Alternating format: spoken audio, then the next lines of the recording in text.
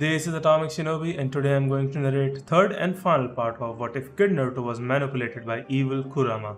If you enjoyed this video, please like, share, and subscribe to this channel. Now, wasting no more time, let's start the story. At 3:30 in the afternoon, Team 7 pulled up in front of room 301.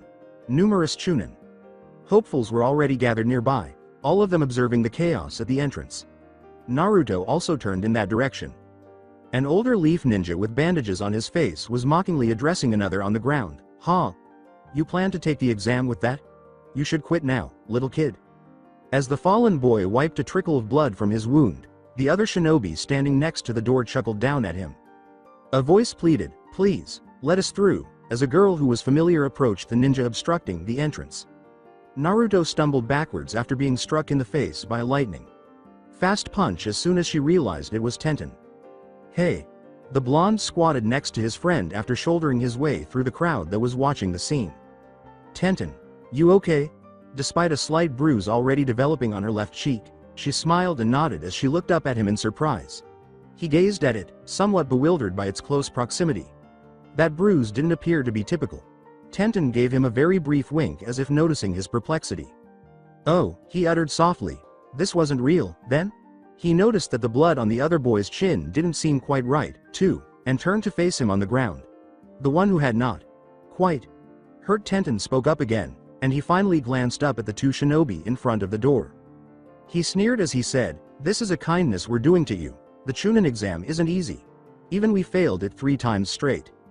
Naruto paused to use his sense materia to scan him and his friend before launching into a lengthy explanation of the exam's risks. Considering how impressive the two ninja were in comparison to every other genin he had seen, including Sakura and Sasuke, he wasn't overly shocked. They would have defeated him in every stat as well if it weren't for his chakra bar. However, what was going on? Did they not know what was going on, or were they also involved in the act? He eventually noticed the other odd things in his immediate surroundings after making an effort to pay more attention to them. The ninja was saying, "We're just thinning out those who will fail anyway, in the meantime. What's wrong with that?" Naruto frowned. After focusing on the source, he was able to determine what the area genjutsu that was affecting everyone nearby was intended to be. He stood up to move closer to the door, but Sasuke got there before him. "I agree with that, but you'll let me pass through, and also remove this genjutsu." He laughed. "I'm going to the 3rd floor." The ninja in front of the door said, "So you noticed?" Naruto intervened angrily, "Of course we noticed," and Sakura nodded her head in agreement. She said, "We're on the 2nd floor, much to the surprise of the people in the back." Tenten was amusedly chucked by the shinobi who had attacked her. He praised them, saying, "Not bad," as the genjutsu was dropped, "but all you did was see through it." He attacked, and Sasuke followed suit, but the boy who had been on the ground next to Tenten just a moment earlier blocked both of their kicks. After briefly holding their legs, he let them go and joined the girl and another genin with Hyuga eyes. After giving them a brief glance, Naruto glared at Sasuke. He muttered angrily, "You always have to hog the spotlight." After frowning at Tenten's teammate, the Uchiha turned to face him. "Everyone must know not to mess with me," he sarcastically stated. When Sakura interrupted them, it appeared as though the blonde's challenge would be accepted. "I'll mess with you," he shot back. She called down, "Come on, guys, they're letting us through." They both stopped glaring and followed the girl with the pink hair because that was distracting enough. Sakura and Tenten's team were waiting for them in the hallway beyond. Naruto instantly called out, "Hey, Tenten," observing that her bruise had completely vanished. "What happened back then? Was it stage?" The secret blacksmith smiled as the others looked at him in surprise. "We had planned not to draw bad kinds of attention to ourselves," she said, "so we tried to look like easy praise, at first." She gave the boy to her left a half amused, half disapproving glance. Naruto looked curiously at the man who had deflected Sasuke's kick. Despite his absurd appearance, he knew better than to judge him based on it. Beneath the spandex jumpsuit, the caterpillar eyebrows, and the bowl-like haircut, there was most likely a fairly formidable ninja. In the end, the blonde frowned and asked, pretending to be weak, "I don't like that. I don't like that at all. Everyone must know I'm not to be messed with." He had intended that, but he still liked Sasuke's irritated expression. Tenten teasingly said, "Yeah, I had figured that much. I'm pretty surprised you didn't just electrocute that guy out there." With a serious tone, he exclaimed, "If he had hurt you for real, you can bet your ass I would have." The girl laughed sweetly. Then she turned to her teammates and exclaimed, "Oh, guys." As though she had just realized they were there. "This is Uzumaki Naruto." "Naruto, these are Rock Lee and Hyuga Neji." The blonde began somewhat haltingly, and these are Haruno Sakura and Uchiha Sasuke." Everyone nodded and greeted each other until Sakura cruelly interrupted Lee's spontaneous declaration of love. After that, there was some awkwardness, which the blonde's laughter at the boy didn't exactly alleviate. Tenten made an effort to resume a normal conversation by saying, I was very excited when I heard you were going to be in the exam. Did you know that this is the first time in 5 years that rookies have been entered in it? That's because we're awesome. You're not the only ones, though," the girl went on. 6 more rookies from Konoha are participating. You probably know them since they must have graduated with you from the academy. Wondering who they might be, Naruto questioned, "Do you know their names?" The secret blacksmith shook her head. We only knew that there were 3 rookie teams and that one of them was Kakashi's. And, of course, I knew you were his student so." Sakura asked curiously, "How do you know so much about the exam? Our sensei didn't tell us anything. If it hadn't been for Naruto finding it out elsewhere, we would have probably heard about it yesterday, if not today, even." With a sparkle in his eyes, Lee clarified, "We caught some rumors. If you hang around the right places, you pick up all kinds of useful information.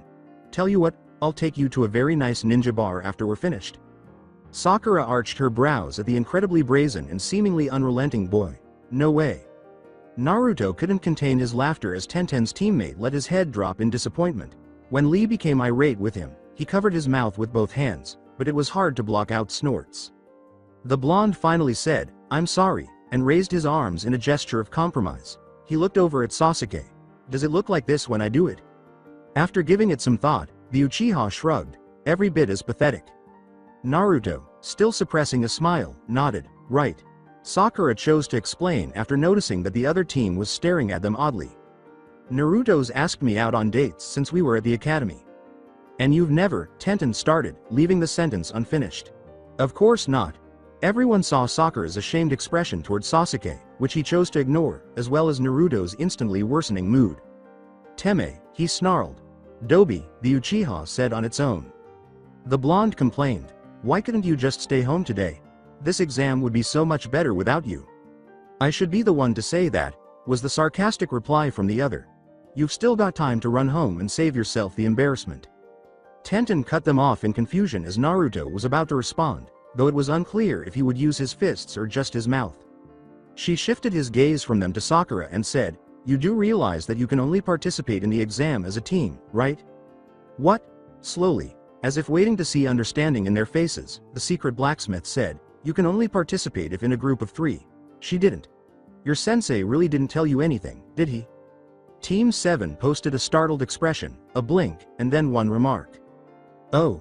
It would have been easier to fail, without all 3 of them taking part. Kakashi had warned them.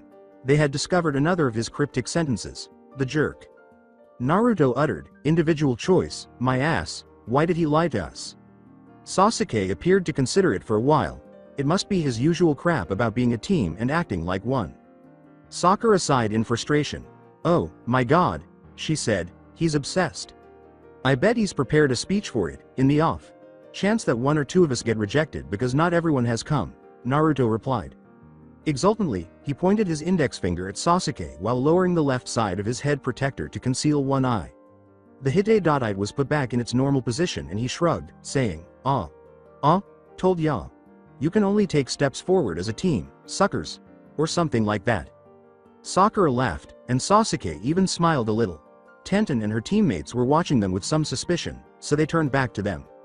After a long moment of silence, Neji said definitively, "Let's get going," and he began to move down the hallway. Team 7 exchanged glances, nodded, and trailed behind him. They soon arrived at room 301 on the 3rd floor, where 2 ninja were waiting in front of the door. Kakashi said, "So, everyone's here, huh? Now we can properly take the exam." Sakura gave the man an eye roll. "Whatever do you mean, sensei?" After a brief moment of surprise, the Junin's eye closed to reveal his typical smile. "Neji. Tenten. Lee." Naruto turned to face the other ninja in the room and winced as the loud voice reverberated painfully against the corridor walls. He was Lee's father. Given his appearance, the same goofy hairstyle, spandex jumpsuit, and even thicker eyebrows. He certainly gave the impression that he was, but the three genin were referring to him as Guy Sensei. "I'm so proud of you I feel like crying," the Junin went on, his face actually dripping with tears. "I know you will face this exam with the strength and courage I've always seen in every one of you." He then continued talking endlessly about unrelated topics like youth power and the will of fire. Although it was difficult to look away, Kakashi appeared to be totally unaffected by the others' antics. He said simply, "Stick together and you'll be fine," his casual demeanor on the other end of the spectrum from Guy's excitement. "Now go." By that time, however, the strange ninja had focused on them. With a smile that was more than a little eerie due to its width, he moved more quickly than the human eye could follow and appeared between them and the door. With one hand on Sakura's shoulder and another on Sasuke's, he said, "Ah, so you are my eternal rival's pupils. Kakashi must have taught you well if you're participating as rookies." However, his eyes also covered Naruto. "I wish you two the best for the exam." Looking at the silver-haired Junin and observing his sigh, the blonde repeated, "Your sensei's rival?" He turned his gaze back to Guy and used his sense materia to examine him. He let out a loud gulp at the outcome. He said with confidence, "A.EH, 50 wins, 49 losses, and his smile got even bigger. I'm ahead of him." Kakashi rolled his eyes, but he made no attempt to refute that. "Ignore him, kids, off you go." Team 7 gladly ran away without needing to be reminded twice. As they stood in room 301, surrounded by dozens of ninja, they heard Guy's voice boom once more throughout the hallway before the door slammed shut behind them. "Wow," Naruto exclaimed, surveying the throng of shinobi. "So many." As he looked around the competition, the blonde couldn't help but smile with anticipation. A written test was the first part of the Chunin exam. While some genin appeared desperate or self-assured, the majority already appeared lost in thought, focusing on the questions and occasionally writing something down on their sheets. Around them, Chunin proctors were closely monitoring the proceedings with notepads in hand, and the scarred examiner was also doing the same at the teacher's desk, in front of the blackboard containing the rules. Because of a loud argument going on inside his head, the classroom was completely silent except for Naruto. "I don't think so, you'd better get started. It's so unbelievable. For months, everyone has been telling you this. How can you not understand it, really?" Recalling what the Kyuubi had just told him, the blonde shook his head. Damn it, it made sense. The genin reiterated in his inner, now disbelieving voice, "They want us to cheat." He was reminded by the demon to not get caught at it. Naruto frowned and shook his head once more. His gaze wandered over his test, and he couldn't help but moan at the unanswerable questions. He muttered resignedly, "Right," a moment later. Although he detested the task, he was reluctant to fail the test and, more importantly, his team. "All right," he said for his tenant's benefit. He grabbed the pencil. "So let's start with the first one. Begin dictating." After a brief silence, the Kyuubi finally spoke. "I don't know the answers to the majority of these questions, Naruto." Before responding, the blonde also paused. "Are you kidding me?" "No, however, you told me you." The demon concluded for him. "I told you that I paid attention at the academy and that I remember everything you read. The problem is that you never read much, and you most likely missed as many classes as you attended at the academy. These are challenging questions that appear to be advanced in nature. I am unable to assist you here." As he replayed the words in his mind, Naruto made an effort to hide his surprise. "So, how can I possibly cheat? In what way can I obtain these answers if—" Naturally, the thought hit him like a slap across the face, and he stopped talking. The Kyuubi simply snorted, likely already having reached the same conclusion. They talked about it briefly while Naruto surreptitiously glanced around the room at the Chunin proctors who were eyeing them. He sat back in his chair and waited after he and his Biju decided that if he simply began to overthink their plan, it would not improve. Since there wasn't much he could do at the time, he spent his time watching the other participants, frequently focusing on two genin in particular. Gaara, the sand ninja he had encountered at the gates a few days prior, was the first. The redhead appeared to be just as busy as he was. That is, busy enough to say anything, but far more composed. When the Jinchuriki gazed at him, his eyes as lifeless and unreadable as his face, Naruto scowled slightly. The blonde gave a nearly defiant glare in return, then turned around in frustration. Eventually, he had told his team about their encounter, and the blonde believed that his warning had been taken seriously, despite Sasuke's unhealthy curiosity about the Suna Nin's true strength. His agreement with Kakashi also aided in making the point. The kid with the red hair was dangerous. Kabuto, the gray Haired Konoha shinobi who had introduced himself to Tenten's team and their small group of rookies at the door of room 301, was the second genin Naruto was constantly glancing at. He informed them that it would be his 7th attempt to become Chunin and showed them his nin.info cards about some of the competition. Had it not been for his sense materia, Naruto would have had no trouble believing it, given that he had been handed his ass by an odd-looking sound genin just before the exam started. Kabuto was actually the strongest ninja in the room, according to the yellow sphere, and that included both the examiners and the Chunin hopefuls taking the test. His materia could see that even the scarred one who was presumably in charge of things was clearly weaker than him. Although Naruto hadn't had time to scan every single participant, he was quite certain that no other genin would be able to match the gray-haired ninja. The man was roughly as strong as Kakashi. Despite knowing that the sphere's power shouldn't be used to determine an opponent's skill, the blonde swallowed uneasily as his eyes briefly locked on the scribbling shinobi. Something didn't add up, even though he had acted so weak. He kept thinking about it for some time, the subject successfully distracting him from the work at hand. As a result, he was not nearly as anxious as he could have been when the time finally arrived. After taking a quick glance at his unaware target, he wrote something down on his test sheet and swiftly tucked it up his sleeve, folding it just enough to fit loosely. He got up and turned to face the wall. Lined Chunin proctors.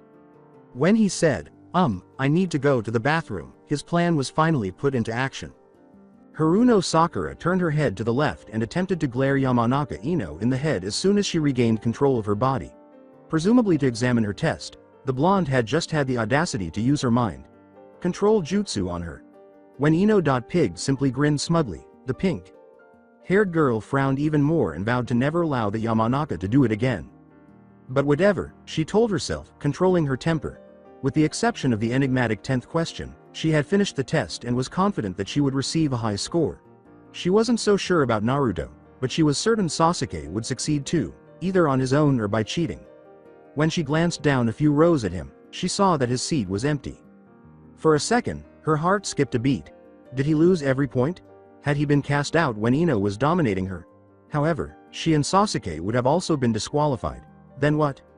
She sighed in relief when she saw him come back into the room through a side door. Like the other men she had observed using the restroom, he was handcuffed and accompanied by an examiner. Then he was still fine. She saw him free his hands and begin to return to his seat, passing through lines of Chunin who were still focused on their test. When he walked by, she briefly locked eyes with him and she thought she saw a hint of mischief in his blue eyes. When he finally arrived at his seat, he grunted loudly and plopped down. Sakura scowled a little when she saw that he was constantly giving her sly looks. She instinctively glanced down at her test and a fresh test sheet, nearly as blank as a brand new one except for the tiny note scrawled in the upper right corner, lay on her desk, slightly crumpled in the center. Sorry Sakura. It said. It was written in what she recognized as Naruto's awful handwriting. After a brief moment of shock, she glared at her teammate, finding his chagrined and guilty smile to be somewhat accommodative. After forcing herself to relax, she took one last deep breath, glanced at the examiners, and simply picked up the pencil and began writing. When she eventually dropped her pencil just 10 minutes later, she realized that answering the test was a chore but also a much faster affair. She glanced down at her teammates and gave her aching wrist a little rub. Sasuke had already assumed his typical stance, with his hands clasped in front of his mouth and his shoulders slightly bent. He glanced into her eyes and nodded his head so quickly that she would have missed it if she had blinked. A tiny part of her couldn't help but laugh at the blonde, but she thought bitterly that Naruto was done too. It was smart, if she could say so, to use his steel materia to get himself a good test. Knowing that she would have answered every question, and correctly, and that her position at the back of the row had contributed to it, she allowed herself to feel a little pride in the fact that he had chosen to steal her test. However, the results were all that mattered, and she was confident they would be positive. This test would be aced by Team 7. She returned Naruto's sheepish smile with one of her own when he finally looked up at her. Morino Ibiki abruptly said, "Okay." A few minutes later, like a hot knife through butter, his voice sliced through the quiet room. "We will now start the 10th question." Sakura silently swallowed and prepared herself, and she saw that many others were doing the same. However, the examiner went on, "I'd like to go over the added rules for this question before we get to it." Before the man could continue, they had to wait for him to reprimand Asuna Genin who had just returned from the restroom. At that statement, many bodies shifted uneasily, and Sakura felt her throat tighten slightly. I'll now explain the rules of desperation. First, for this question, you must choose whether to take it or not. Akunoichi behind her questioned, choose? What happens if we choose not to? Your points will be reduced to 0 if you decide not to, Ibiki stated sternly. You'll fail along with your 2 teammates. Following that, there was a lot of commotion as people began yelling that they would all take the question. However, the examiner resumed his grim tone, acting as though no one had spoken. He paused tensely before saying, and now the other rule. If you decide to take it and answer incorrectly, you will lose the right to take the Chunin selection exam ever again. The ensuing stunned silence was broken only by Akamaru's loud whining. A second later, Kiba mirrored his companion, asking, what kind of stupid rule is that? There are guys here who have taken the exam before. The scarred ninja chuckled softly, surprising everyone once more. There was something eerie, almost savage, about the sound. His words, you guys were unlucky, something clicked in Sakura's head as he leaned his head slightly in the direction of the door and said, it's my rules this year. But I'm giving you a way out. Those that aren't confident enough can decide not to take the question, and can try again next year. Naturally, she thought as she became aware of what was happening and her eyes narrowed dangerously at the man. So, he went on, those who do not wish to take it can raise their hand. Once your number is confirmed you can leave. Sakura glanced at her 2 teammates after scanning the room. She couldn't help but frown when she saw how Sasuke was observing Naruto. She felt the sudden impulse to get up and tell him what was going on because the blonde appeared to be very worried now, his mind probably wondering what he should do. But she didn't, looking around her at the different examiners for a moment. She restlessly bit her bottom lip. Naruto, think. Hurry up. She sighed deeply as the genin beside the blonde held up his hand. Soon after, others began to give up and stopped taking this year's test out of concern that they would always be stuck as genin. Sakura continued to watch her teammate writhing a few feet away while shaking her head at them. Under that expressionless mask, Morino Ibiki must have felt very proud of himself, she thought as she chanced to glance at him. When Naruto held up his hand, her eyes returned to him. And when he brought it down hard on the desk, she let out a gasp. He yelled, don't underestimate me, with a challenge in his tone, I will not run. The room fell silent, and the girl with the pink hair had to stop her heart from pounding after what she believed to be a near miss. I'll take it, determinedly her teammate added. Even if I stay a genin forever, I'm going to will myself to become Hokage anyway, so I don't care, I'm not afraid. Sakura grinned broadly before turning back to face the scarred examiner, who also had a determined expression on her face. Go ahead and do it. With a hint of caution in his quiet voice, the man said directly to the blonde, I'll ask you again. Your life is riding on this decision. This is your last chance to quit. However, Naruto's smile left no room for question. I don't go back on my word, he declared with assurance. That's my ninja way. The man paused for a moment before responding, his gaze flickering to the Chunin proctors arranged along the walls. As each piece of the puzzle moved into its proper position, Sakura's eyes widened in realization. No, the examiner spoke again, and her weak, startled voice was entirely ignored. Good decision. Now, to everyone still remaining, I congratulate you on passing the first test. And this time, Sakura could only frown at the smile on his lips, despite the fact that it was neither eerie nor cruel. Even in the afternoon sunlight, the Forest of Death appeared as menacing as its name suggested, but Naruto was unfazed. Absolutely not. Chakra worked beneath his feet and sometimes on his palms to keep him moving and balanced as the blonde excitedly skipped from one branch to the next. Sakura and Sasuke were silently following him as he guided them to a place that only he could. To the place where fresh materia were waiting for him. He grinned broadly as he reflected on how odd it had been when up to 4 materia presences had unexpectedly entered his senses at the eerie Mitarashi Anko's signal. Then, his gaze had swept over them, swiftly shifting to Area 44 and the Chunin proctors of the second test who were opening its gates. Then he had understood that whatever seal had kept those doors shut had, in effect, prevented him from seeing the spheres outside. Till then. Eventually, he had persuaded his teammates to make a quick circuit of the area to gain a better idea of their precise location, and he had made a decision about which gate to enter as a result. Although Naruto was appreciative that Sasuke and Sakura had given in to his desires, he was aware that the potential value of these new materials for the test had been a strong argument in and of itself. The blonde accelerated considerably and veered slightly to the left, quickly arriving at his target as the 2 tugging sensations he was pursuing grew stronger. In contrast to the trees around him, or even to its own roots, The smaller tree in front of him, surrounded by a large group of enormous trees, had a rather withered, almost sickly, upper portion of its trunk. The tree looked so healthy where it was embedded in the ground, but it was also ever so frail as it grew away from the dirt. This was strange. His teammates landed next to him in a split second after he smiled as he dropped in front of it. Sasuke questioned, "Is this the place?" "Yep. There are two of them." The blonde glanced up and down at the slender tree before scowling. Without realizing it, Sakura said, "I wonder if it's the materia causing this," echoing Naruto's own thoughts. She pointed to the absence of leaves and the abruptly parched appearance of the tree's uppermost bark. The near total silence around them unnerved the orange-clad genin, who also looked up at it. In that area of forest, not even flies or insects could be heard, and everything appeared to be motionless. "Maybe I should send a clone to check," he replied, "just to be safe." Sasuke concurred despite the fact that two clones materialized in front of them, each of them automatically equipping the cover materia in their right arm holster. While one cage bunshin walked carefully on the tree's trunk and applied the required chakra to adhere to its bark, the other cage bunshin circled the tree. While the other started digging in the dirt next to the roots, he marched up on it a second later. When he eventually slid his bare hand inside and let out a jubilant cry, the hole had already turned into a shallow pit as his kunai quickly plowed through the grass and dirt. The other clone let out a cry of agony at that moment. Naruto instantly raised his head, returning his gaze to the cage bunshin atop the tree. For a brief moment, the trunk was obscured by the smoke burst from his disappearance, but then a gray shape emerged from it and flew rapidly in their direction. The blonde immediately leapt away, preparing to throw the kunai at the assailant, but he had to make another sideways dodge when another form landed precisely where he had been a moment earlier. He had the opportunity to examine it closely as he screamed as he charged this final one. The creature resembled a lizard, if lizards could reach a length of 5 feet. It gazed at him, hissing menacingly through two large, sharp fangs, its gray scales matching the pupil-slitted eyes.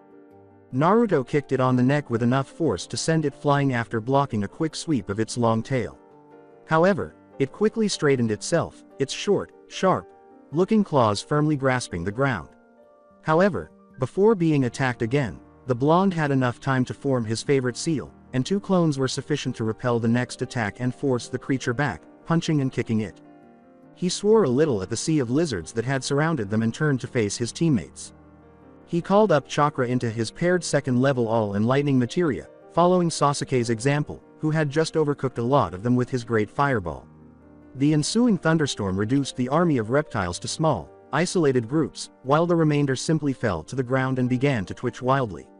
The rest of the lizards gave him a menacing hiss before scuttling off in the direction of the trees.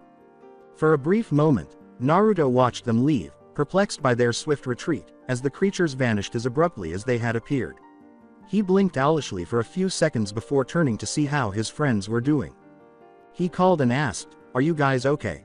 Reaching them, he had to step over dozens of injured lizards. He found Sasuke kneeling next to Sakura, examining a purple injury on her calf, hardly noticing his remaining clones moving around. "Sakura-chan." The girl with the pink hair brushed the bruise lightly with her fingers and winced in pain. She had a thin layer of perspiration on her forehead and cheeks as she leaned against a tree. "I'm okay," she said, frowning softly. "What were those things?" Sasuke gave a headshake. "I don't know. Some kind of lizard I had never seen." Naruto said grimly, "They were hiding in the tree," his gaze still fixed on his friend's wound. The blonde nodded when the Uchiha asked, "Camouflaging with it?" "They attacked the clone as soon as he got the materia out of the trunk.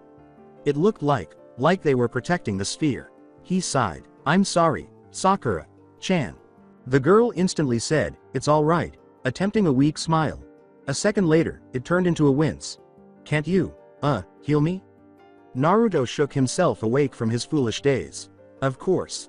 Sakura's face quickly returned to a healthy pinkish hue as green sparks rained down on her legs. However, the bruise did not entirely go away.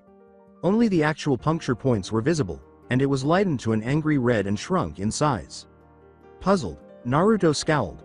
It didn't appear that the injury would have needed multiple healing jutsu, but it did. He made another attempt at his restore materia, and then another. Sasuke said, "No use," when the injury didn't appear to be getting better. After glancing at the nearby lizard corpses, he said, "These are definitely fang marks." He then looked at the blonde. "I think they were poisonous." Sakura's eyes, obscured by her pink hair, wandered in front of her face as she winced once more and looked down at her wound. I don't feel so bad. Not now, maybe, but we don't know how long it takes for the poison to have an effect, said the Uchiha. Or what kind of effect it will be. By then, Naruto was trying to prevent himself from freaking out by nervously biting his lip. It was terrible that he was unaware that his restore materia was incapable of handling poison. Inside his stomach, the most disagreeable feeling was a mixture of guilt and worry. Boss. What? He exclaimed angrily, turning his head to face the cage Bunshin behind him. It appeared that all three of them, the one that had been tearing down the tree and the two he had made to aid him in battling the lizards, had made it out alive. One of them began, a little hesitant at the original's outburst of rage. He then extended his right hand and revealed the materia within. I think this could help. The urge to electrocute the clones' butts, make more to do it again, and then discard the green sphere nearly overcame Naruto for a moment. However, he was aware that it was a foolish response, the result of his anxiety and helplessness in front of a wounded friend. He made an effort to relax, but as he eventually explained what the cage Bunshin had said, he was unable to control the feeling of hope that rose in his chest. He inquired, what does it do? We're not 100% sure, but we think it might be some kind of healing materia. The other clones agreed by nodding. With a green sphere of his own, the second Naruto explained, we actually tried this one, the one that was up the tree, first, and it looks like it has a poisonous effect. I'll show you. He turned toward a narrow strip of bushes to their left, not far from the nearby burned battlefield. When he raised his hand, green light flashed all around him, and a dozen greenish bubbles that shifted and swelled to fill the space were preceded by what sounded like gurgling noises. The original dark green of the grass and leaves had turned to a sickly brown when they finally ceased reforming, and everything had withered and wilted as though afflicted by a disease. We tried the restore materia on it, but it was useless, the cage Bunshin said going forward. The original quickly caught the poison materia that he threw to them. Then the other clone approached that dead undergrowth patch as well and extended his hand. This, instead, worked great. A circle of light encircled him as well once he got close enough, but this time there were emerald sparks rather than bubbles, and the air reverberated with a pleasant jingle. Without the accompanying deep green smoke, which swarmed down on the bushes like a cloud. Like a cloud of poison, Naruto had to admit. The effect would have been the same as that of the restore materia. However, the findings suggested the opposite. The little plants were completely cured by the materia. The now perfectly healthy shrubs in front of him made the blonde laugh uncontrollably. Pointing to the nearby healthy, withered trunk, the clone said, we think they are the reason why the tree looks like that, and Naruto had to concede that the theory made sense. He then shook his head, putting it out of his head, and smiled ferociously at Sakura, Chan and his clones. He grabbed the heal materia from his copy's hand and knelt down in front of his friend, asking, what are we waiting for? He equipped both of his new spheres in 2 of the 4 available slots, rolled up the left hem of his pants, and glanced up at his teammates. Sasuke said simply, do it, Naruto, and Sakura nodded. After some green smoke and sparks, the girl's calf had lost its mark. Then it began. Only a moment had passed before an extraordinarily powerful wind and explosion smashed against them in a wave of heat and force, leaving Sakura to smile in relief and him to cheer. Naruto was hurled with unfathomable speed, his head spinning as his rolling body struck the ground and trees with numbing and painful impacts.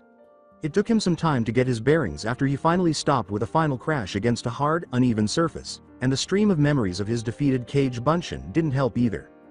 He lay sprawled in a broad clearing, surrounded by sturdy, dark trees. It was not at all quiet here in Area 44, unlike where the 2 materia had been concealed. Insects were buzzing around and birds were chirping, but there was also a large, heavy object moving through the forest. At the ominous sound, he sat up suddenly and glanced up in time to see the head of a huge snake slithering in its wake as it forced its way into the clearing. Everything in its path was destroyed, including trees and boulders, which it crushed with such ease that Naruto had to question whether it even noticed they were there.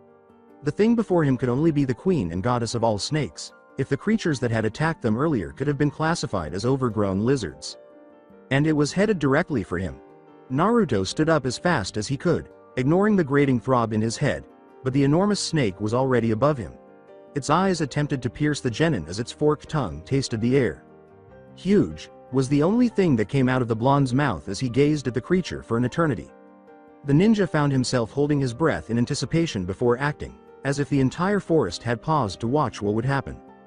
With his hands forming the seal for his Cage Bunshin no Jutsu, Naruto jumped backwards and out of the way before the snake's head came down to swallow his body whole. He made a dozen clones, and he turned on his heel and separated them as soon as he was fairly certain they would have at least slowed the serpent down. He came to a stop on a sturdy tree branch, still within sight, and watched as his enormous foe smashed his copies to pieces, its tail swerving to catch the few that its head had missed. After cursing, Naruto made another batch and proceeded to slaughter them. This time, the Cage Bunshin were better prepared, not to say better positioned, and they were able to hit the enemy with their ice materia before being dispelled. The snake was already slithering towards him, its body almost flowing like a river through the undergrowth.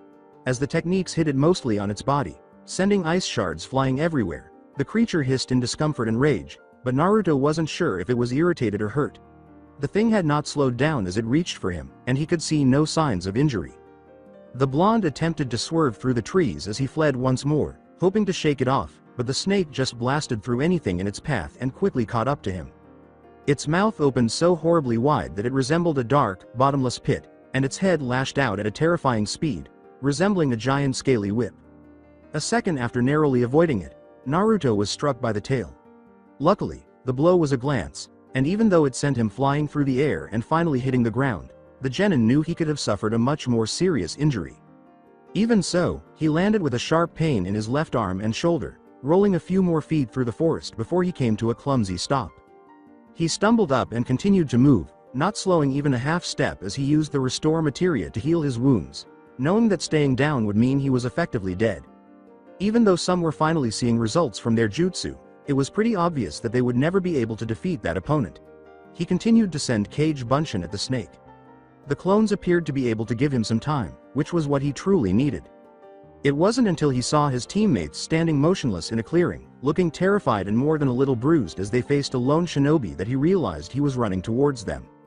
When the blonde compared the lone man to the enormous beast pursuing him, he felt a twinge of annoyance and realized that he actually had a slight advantage. He leapt to the edge of the clearing, buried his heels in the forest floor, and spun as fast and steadily as he could, hoping it would be enough to buy him the time he needed. He then invoked chakra. The green light surrounding him and the odd, colorful orbs that were floating through it disappeared in an eternity, and it most likely took an equal amount of time for the sea god to eventually emerge from within the massive block of water that followed. Leviathan glanced at him, then at the swiftly moving snake.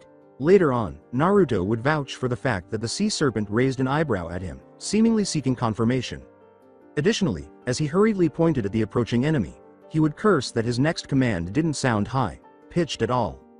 Get him! A very high tsunami appeared in front of Leviathan, seemingly out of nowhere, as the creature approached them.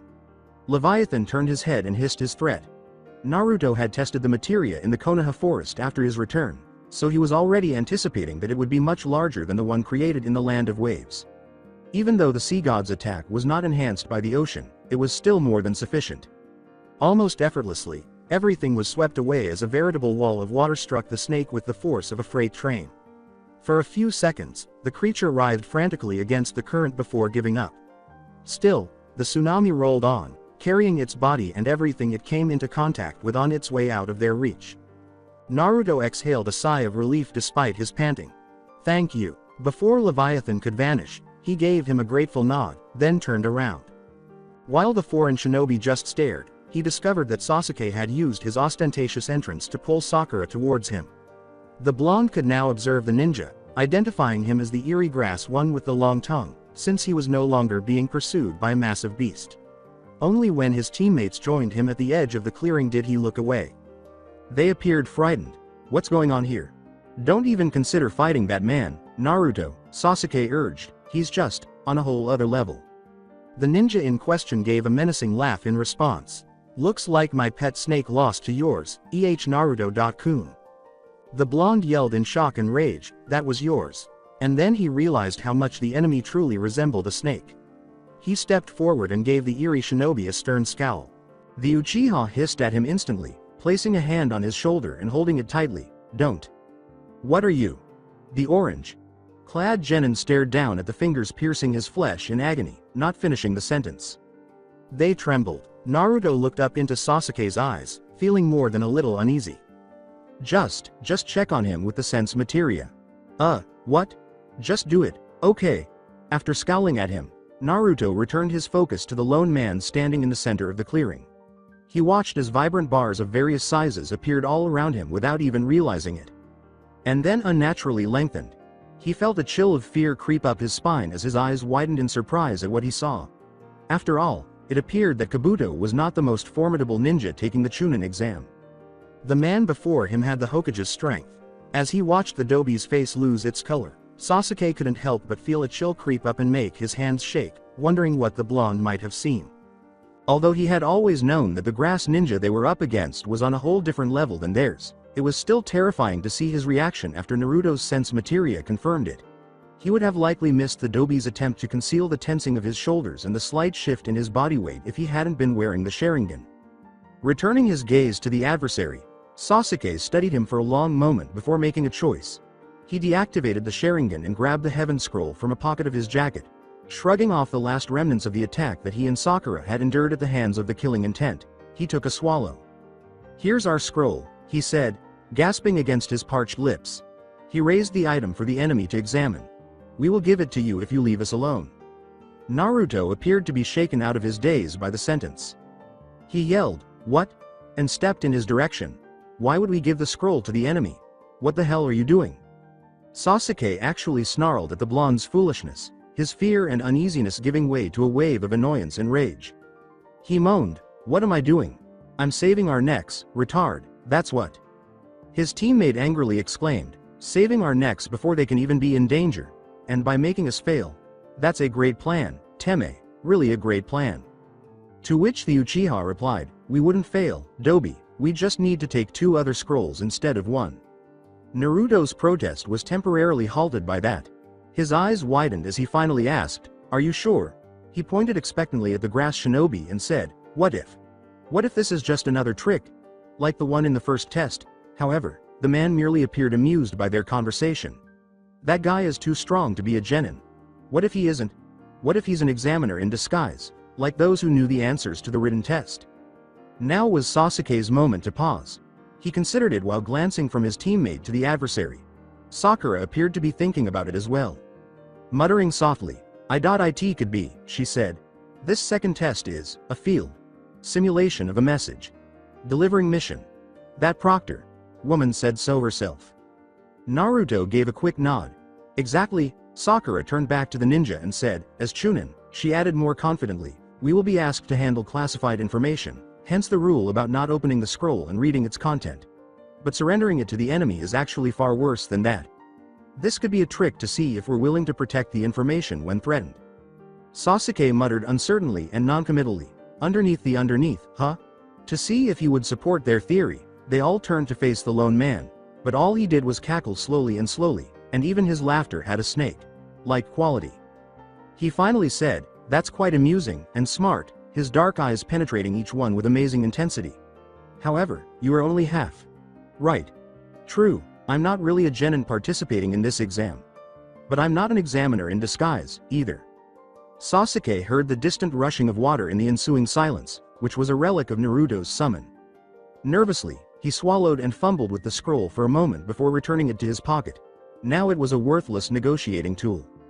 He said, "Why are you here, then?" And the grass ninja chuckled menacingly once more. "I'm here for you, Sasuke-kun." His heart skipped a beat at the simple sentence. He heard the Dobi say, "Well, that wasn't creepy at all," but he lacked the courage to take his eyes off the enemy. Therefore, it was unexpected when his teammate yelled, "Taju Kage Bunshin no Jutsu," with greater vigor. As the original blonde cocked his head toward the forest, a sea of shadow clones materialized before them, an orange barrier of genin poised for conflict. "Let's get the hell out of here." Sasuke agreed wholeheartedly, and he turned on his heel and fled for the trees just in time to see the first line of Kage Bunshin charge forward. He led them to the area of the forest that had not been totally destroyed by the Leviathan's attack, with Sakura slightly to his left and Naruto in tow. They stayed on the branches and moved as quickly and silently as they could, constantly being pursued by screams and the sounds of jutsu, because the ground was still flooded in many places and could have been challenging to traverse. The stream of curses from the Dobi was not long in coming. Incoming. When Sasuke heard the warning, he leapt aside, bounced on another branch, and then fell back to the ground. When he looked up after hearing a loud crack, He saw that the tree they had been on had completely vanished beneath the body of another massive snake. While the massive summon looked significantly worse for wear, undoubtedly a result of some of Naruto's techniques, but not seriously injured or wounded, the grass ninja stood serenely on its head, appearing at ease and unharmed. A second later, Sakura landed beside him, holding a basic kunai. If Sasuke hadn't known he wasn't much better equipped himself, he would have snorted at such a pathetic weapon in front of that enormous creature. He attempted to find solace in reactivating the Sharingan and drew his own kunai. A big, loud puff of smoke by the snake's tail end told them that Naruto was still okay even though he was nowhere to be seen. Sasuke wasn't sure if he still intended to purchase them with his copies at some point, but he also wasn't entirely certain that running was the best course of action. Furthermore, he was likely to fight it out this time because he knew the Dobi. Although that went both ways, the blonde's materia seemed to hardly scratch its scales, and even a glance from its head was fatal to multiple Kage Bunshin. Countless clones continued their attack, green light flashing around their bodies as they charged, but the summon was swift, unrelenting, and just too big to miss when it moved. The shinobi atop it also didn't sit around doing nothing, avoiding ninjutsu with ease and striking back in kind. When the man used a strong technique to first sweep away and then burn to cinder a large batch of Naruto's, Sasuke's Sharingan whirled hungrily. However, the majority of the attacks were related to snakes and had no effect on his Jujutsu's ability to copy. For the moment, he disregarded that as he stepped forward to assist his teammate, his hands reaching his mouth to exhale a massive fireball aimed at the adversary. After a hiss of annoyance, the summon appeared to shake off the jutsu that had struck true on its body, and Sasuke and Sakura had to leap away to avoid the tail's retaliatory lash. Upon landing, the Uchiha immediately charged at two clones in the area who were merely awaiting an opportunity to strike. "Launch me up." He closed the gap between them and leapt on their outstretched hands without even waiting to see if they understood. He kicked hard, was thrown upward and toward the snake, and flipped through the air for what seemed like an eternity, hovering above its tail. Meanwhile, as he accumulated the chakra required for the technique, his fingers were moving quickly to create seals. When it was finished, the water that had previously flooded the area swirled and bundled together before emerging from the ground in the shape of a dragon. Leaping into action, the Sweden creature rushed the summon, slamming into its midsection with a roaring, muddy punch. The water dragon had already accomplished its goal and had simply scattered, dead, but the snake hissed, clearly in pain this time, and its head whipped around to bite at the offender. Sasuke was in a better position because of the counterattack, which brought him much closer to the grass ninja than he otherwise would have been. He applied chakra beneath his feet to improve his traction on the wet, scaly ground as he landed on the beast's head, ignoring the splashing water and sprinting up to the opposing shinobi. He was able to stay on top of the creature and approach the target despite its resumption of its untamed movements. A new group of clones had appeared to be occupying the grass ninja, but Sasuke's initial kunai swing from his blind spot was quickly sidestepped. Nevertheless, the Sharingan had foreseen that, and the subsequent jab immediately leapt up to hit the man in the face. Instead, the second blow was parried, but the Uchiha countered with a series of punches and kicks that prevented the enemy from taking the initiative. Sasuke was pleased to watch the shinobi leap farther down the snake's body to put some distance between them in an attempt to sweep him off his feet. His surprised expression suggests that he was expecting to be pursued, but instead the Uchiha turned left and ran for the summon's face.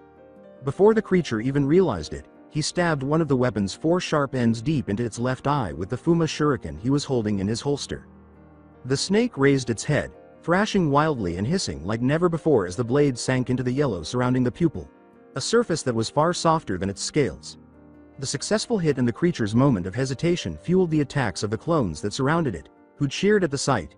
In the meantime, Sasuke mercilessly targeted the remaining eye while holding a fresh Fuma shuriken in his fingers. The Uchiha looked down in surprise at the arm protruding from the snake's skin, and something seemed to stop his hand almost magically. The remaining grass ninja's body soon joined it, appearing to rise from his summon like a surface of water. Together with the icy fingers clutching his wrist, the man's shivering laugh sent shivers down Sasuke's spine. He actually sounded pleased when he said, "Not bad, Sasuke-kun," and the genin's fingers relaxed entirely to release the shuriken. "I see why you would go after my pet's eyes instead of pursuing me. If you'd neutralized it, you and Naruto-kun could have joined forces against me and hopefully have a chance." His grin widened further. "Just as I thought, I want you." The Uchiha was immobilized, held in place by a stare so intense that he had to question whether genjutsu was also at play or if the intense gaze was enough to keep him motionless. Now that he was fully still on top of it, the summon's movements were a little nauseating. He knew that the snake had resumed its usual attacks on Naruto's clones, but he was unable to do anything, much less turn away from the man who was staring into his eyes. Even though his wrist was finally free, it made no difference. It appeared that breathing and blinking were the only two bodily functions that he had no trouble with. The shinobi went back to saying, "Oh yes, you really are brothers. I sense power in your eyes that surpasses Itachi's." Sasuke was shocked to his core by the simple name, and his eyes widened as he felt his own Sharingan blaze angrily. He made an effort to speak. With difficulty moving his mouth and tongue, he slurred, "Who the hell are you?" "My name is Orochimaru," the ninja said, forming the crossed tiger hand. Seal with his fingers. "If you want to see me again, then survive the exam," and the sound nin trio on the way. Before Sasuke could finish speaking, the man's neck leapt forward, seemingly composed of rubber, and stretched irrationally to attack him. The Uchiha watched helplessly as a shining pair of fangs closed on him, heartbeat thundering in his ears. In his place, Naruto appeared to launch the attack. There was hardly time for Sasuke to be taken aback by the blonde's abrupt appearance or the ensuing unexpected freedom. The Dobi's copy burned in the fire, and whatever grip this Orochimaru had on him vanished as if it had never existed. Sasuke's instincts took over and he punched forward and inside the cloud, feeling like he should cheer when his fist made a solid contact with the enemy's face. He heard Naruto say, "Watch out, guys," over the din of hisses and techniques. "The bastard bites like his snake." Ignoring it, he retreated to the nearby body as the long neck withdrew. The grass shinobi was forced to dodge as the Uchiha threw a series of shuriken at him without wasting any time. He used the opportunity to swiftly fall off the snake's body and land on the safer ground below. He staggered a little and landed in a muddy patch of dirt before running to his teammates. Standing close to a downed tree, they watched wearily as the last of the clones were killed right in front of them. There were big red spots all over Sakura's left arm and shoulder, but she didn't appear to have any injuries. However, her face appeared very pale, suggesting that she had actually lost a significant amount of blood and that the only thing that had concealed the cause was Naruto's restore materia. The blonde next to her, who was most likely the original, had a frustrated expression on his face and, for the first time in Sasuke's memory, a genuine strain in his voice.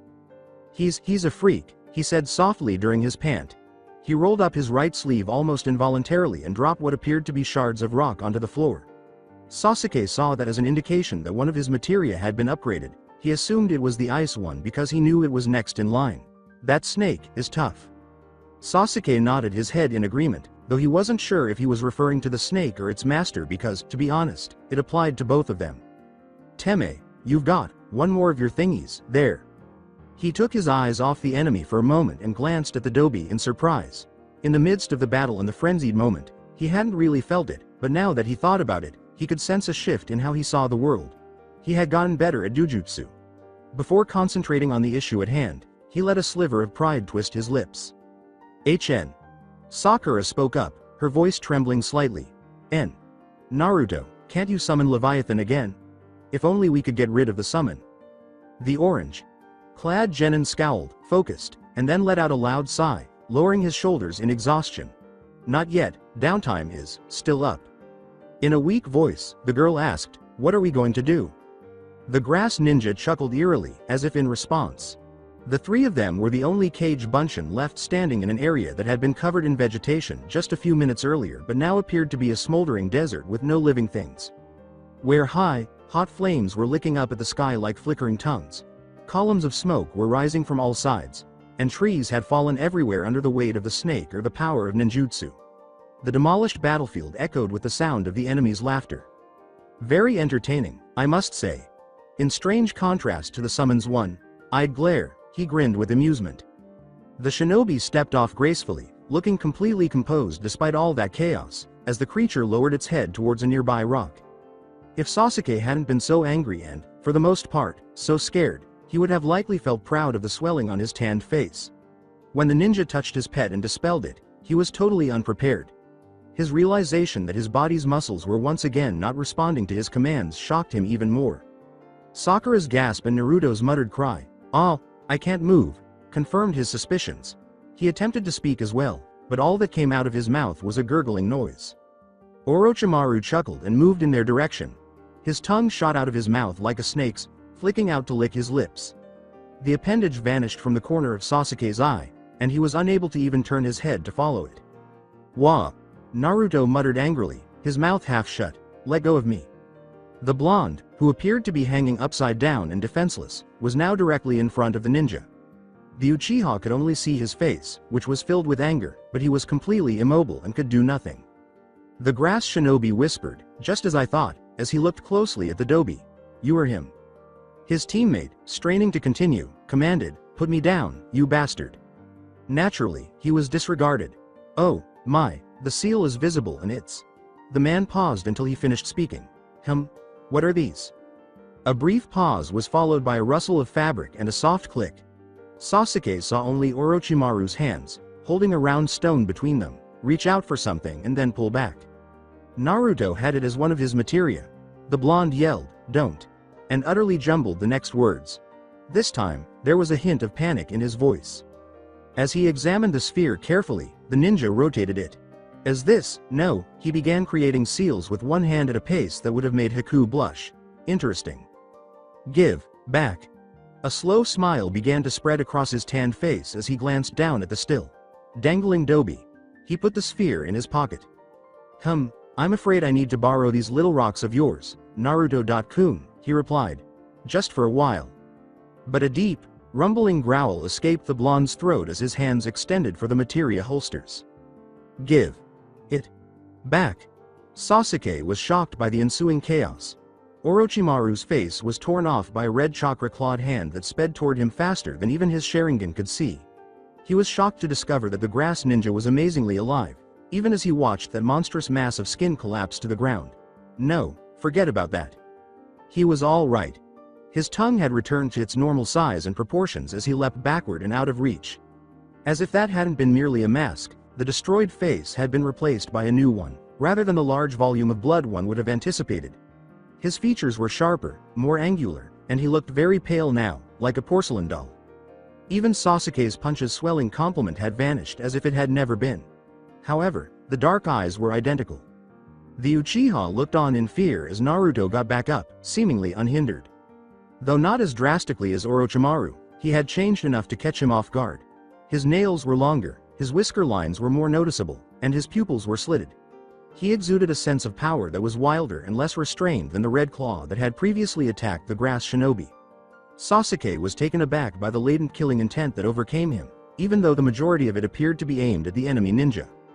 Ruto, the blonde's roar, which followed, nearly drowned out Sakura's whimper as he charged at the enemy like a ferocious beast. Naruto was not finished even though his first blow narrowly missed Orochimaru's face. He continued to attack, even kicking the ninja once, before vanishing from Sasuke's line of sight as he continued to pursue the adversary. Was that a tail emerging from the dobi's butt? As he tried to come up with a solution, the Uchiha was stunned by the sudden turn of events and could only listen helplessly to the waning sounds of battle for a few more seconds. "Sakura," he muttered. "Can you move?" The girl on his right said, "No," in response. She sounded afraid, but he was unable to see her. He only heard one word out of the several more things she muttered. "Shibari," he said again. Yeah, he recalled that genjutsu, which was designed to bind the target and stop them from harming themselves to escape. Once more, what was the escape route? He was unable to recall.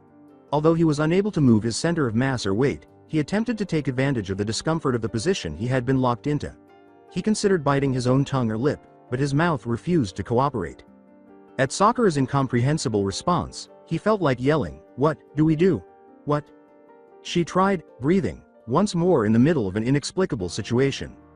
Inhaling, how would breathing help them escape this embarrassing situation? Oh, quit breathing. Somewhere behind them, there was an explosion, and Naruto's savage scream made his heart leap to his throat. He was shivering despite the genjutsu binding because there was something so animalistic about it that it made him feel cold from head to toe. Sakura whimpered softly next to him, and he couldn't help but groan in distress as well. He had a good guess as to what was happening to the dobi, but he was clueless. He was aware that he detested feeling so powerless. He exhaled and whispered, "Okay." Then his breathing stopped. It took a lot longer than he had anticipated, but at last he reached a point where his vision was flooded with black and white spots and his mind began to lag. Something still remembered that it was that painful stab in his chest that would free him, and he clung to it with all his might. A sharp burning sensation spread from his lungs, intensifying his desire to breathe and relieve them. As he began to lose consciousness and then awareness, the pain became intolerable. He was gasping for air as he lay curled up on the ground, not knowing how long it took him to get his bearings. He remained motionless for a long time, the right side of his face buried in mud, and each breath felt like a handful of needles being pushed down his throat and through his lungs. He could move around freely. He tried to put the confused thoughts in his head in order as he rolled onto his back and gazed up at the clear sky. He thought absently that his Sharingan had deactivated and that he might not have enough chakra to activate it again. His brain was still having trouble comprehending what had happened and why, and his body felt heavy and exhausted. His attention was drawn to Sakura's abrupt gasp, and when his gaze finally found hers, he realized that she had just regained consciousness after escaping the genjutsu. Her body shook in agony and effort as she gasped for breath while kneeling on the forest floor with her hands in the mud. He took a seat. The dobi was where the dead last in question suddenly appeared in the clearing like a bullet, rolling a few more feet and landing clumsily on his back before colliding with a downed tree. As he struggled to get his bearings and breathing back, he stumbled back to the ground, his bloody features marred by a mask of pain. His physical changes had become much less noticeable, and the red chakra that had been swirling around him had all but disappeared. For example, there was no longer any tail to be seen, and the whiskers on his cheeks had returned to being just that, marks. His low, animalistic growls were rapidly giving way to grunts and moans that sounded more human. Despite his head spinning, Sasuke got up on one knee, gathered his remaining strength and intelligence, and took a kunai from his holster. When he exclaimed, "Naruto," his teammates' blue eyes owlishly shifted to him, distracted. "Dobi, where's?" When Orochimaru abruptly landed in front of him, he couldn't help but flinch, giving the blonde a playful look. The ninja appeared healthy except for a bloody and injured shoulder that he was now massaging. The Uchiha thought resignedly, "Damn it, not that he was surprised." The grass shinobi remarked, "Such a feisty one," as he let out another cackle. "Your little trick must have alerted quite a few bothersome people I don't plan to meet just yet. I'm afraid I don't have any more time to play with you." Just as Sasuke was about to launch his final, desperate blow, the man turned and stopped him in his tracks once more. He went on, pronouncing the word, "Now, where were we?" His smile widened and his fangs sharpened as he gazed down the Uchiha with obvious eagerness. "No." The last bite came as Orochimaru's neck stretched forward, ignoring Sakura's gasp. Sasuke's eyes were closed. No clone appeared to save him this time. Naruto's ability to think clearly returned as the Kyuubi's chakra retreated behind the seal. It was as though he had woken up from a bizarre dream in which everything had been distorted and out of place, and every move he had made seemed absurd when viewed from a normal standpoint. That strong red energy had just taken over, fueled by his rage at having one of his weapons stolen right in front of him, and he hadn't been able to stop it, not as shocked and irrational as he had been, anyway. His body shivered in need and fear at the mere aftereffects of that feeling, that surge of animalistic rage and power. That feeling didn't sit well with him, he concluded. He was finally able to fully describe the terrible screaming that was registering in his ears, shaking his head as though to rid it of invisible cobwebs. Sasuke owned it. His brain had returned to its normal functioning without the demon's chakra clouding his judgment. Unfortunately, his body was now failing to respond appropriately. With the agonizing Uchiha behind him, Naruto watched helplessly as the enemy ninja withdrew, his strange neck snapping back to its proper position like a rubber band. The Tami's eyes were wide and barred, and he was gripping the side of his neck in agony. A second later, his entire body began to shake and convulse, and he collapsed rigidly into Sakura's arms as she materialized beside him. "Sasuke-kun," she exclaimed, her voice gasping. "What did you do to him?" Already, the grass shinobi was vanishing from view, smiling as he sank into the muddy ground. He uttered the words, "I gave him a going-away present," with obvious laughter. Then he vanished. "Bastard!" Naruto yelled frantically and angrily. With a grunt of effort, he fell back down after attempting to stand up again, but his legs would not budge. Answer Sakura. Chan's question. "Give the materia back. I'm not done with you." He punched the ground hard, barely feeling the pain on his knuckles from the sharp burning of the rest of his body, as frustration rose from the heating in his chest. He looked down at the red spots beneath him and realized that blood was streaming down his face. It took him a moment to realize that he actually had the power to stop it. In the demon-induced fury he had endured earlier, he had all but forgotten about it. He sighed in relief that the bleeding had at least stopped as the healing green sparks passed over him and his restore materia worked on his wounds. Through his sweaty and filthy jumpsuit, he touched the stone with gratitude, but when his fingers touched the vacant slot where the Leviathan sphere had been just minutes earlier, he couldn't help but frown harshly. He had stolen his materia, that crazy bastard, his call. How could he have allowed that to occur? However, the thought only lingered in his mind for a brief moment before logic overcame his frustration, rage, and guilt. He reminded himself that he had been fortunate to preserve both his life and his other materia, so forget about Leviathan. He had simply been on a completely different level than the enemy. Even the Kyuubi's interference had not been sufficient to change the outcome, and Naruto was certain that the outcomes would have been drastically different from his usual ones if he had checked on himself at that moment using his sense sphere. No, his circumstances could have been far worse, so there was no justification for complaining. Disregarding the distressing issue, he tried the restore materia again and then attempted to get to his feet. Even though his legs were still extremely slow, he eventually got his feet under him and staggered in the direction of his friends. He carefully knelt next to them, Sakura holding his hand while she whispered comforting words to the suffering Uchiha, and Sasuke writhing on the ground. Sakura's eyes were full of bright tears. Hang in there, Sasuke-kun. It's going to be fine. You are going to be fine. The blonde called out, Sakura-chan, and placed a hand on her arm. Stand back for a moment. Before awareness could penetrate her anxiety and panic, the pink-haired Kunoichi gazed up at him inquisitively. She relaxed her grip on Sasuke's hand and leaned back slightly in anticipation. The Uchiha was now moaning and gasping, as if too exhausted and breathless to even follow the yelling. Naruto scowled at the odd symbol that had materialized next to them as well as the bite marks on his neck. Although its shape was somewhat similar to that of the Sharingan in its tomos, it was not exactly the same. The blonde only knew that it had hurt his friend and that he was going to stop it, but he had no idea what it meant. For the umpteenth time in the past few minutes, he summoned chakra and focused, ignoring his own fatigue. After a little longer than usual, the green light surrounded Naruto and the restore materia's sparks began to rain down. A gentle jingle reverberated around them, a sound far too happy for the occasion and the location, and it poured onto the Uchiha. Naruto was surprised to discover that the injury had not changed at all when the medical jutsu's effects subsided. He scowled down at his teammate and said, It didn't work? With annoyance. Oi, wake up, Teme, what's wrong with you? Naruto, Look. Sakura held her nose. She pointed to Sasuke's right thigh, where only a rip in the fabric of his pants showed, the flesh underneath unharmed, and said, The injury on his leg has healed. He had done that to himself to get free from a genjutsu, after that Fuden technique separated us. The blonde turned his attention back to his friend's neck. Then he recalled the lizards, but the bite didn't. Oh. She gave a nod. He must have been poisoned. Naruto also gave a nod.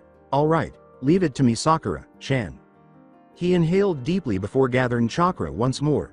This time, as the heal materia worked on the wound, a green cloud of smoke also descended upon the Uchiha along with jingle and sparks. The bite marks completely closed, but the odd symbol persisted. The results were instantaneous. The blonde kept doing it, feeling more irritated and dizzy each time, until he was swaying dangerously while crouching next to Sasuke. You fool, Naruto. Are you going to commit suicide? With me, too? Give up burning chakra right now. The Jinchuriki, however, would not accept it. Through the mental link he shared with the Kyuubi, he sent back, shut up, but even that seemingly simple task required an unusual amount of effort. His only response was a low growl, and the genin returned to using his healing jutsu. His attempts were only stopped by Sakura's hand on his shoulder, and by then he had to blink his eyes several times before he could actually focus on her face.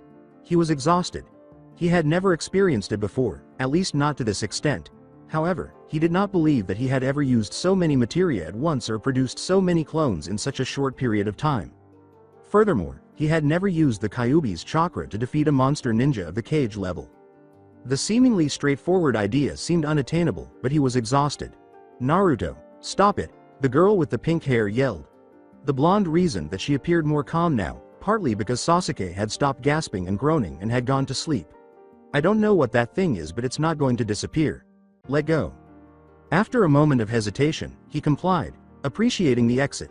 In an attempt to gain strength, he leaned on his hands and pressed them against the soft ground while taking slow breaths.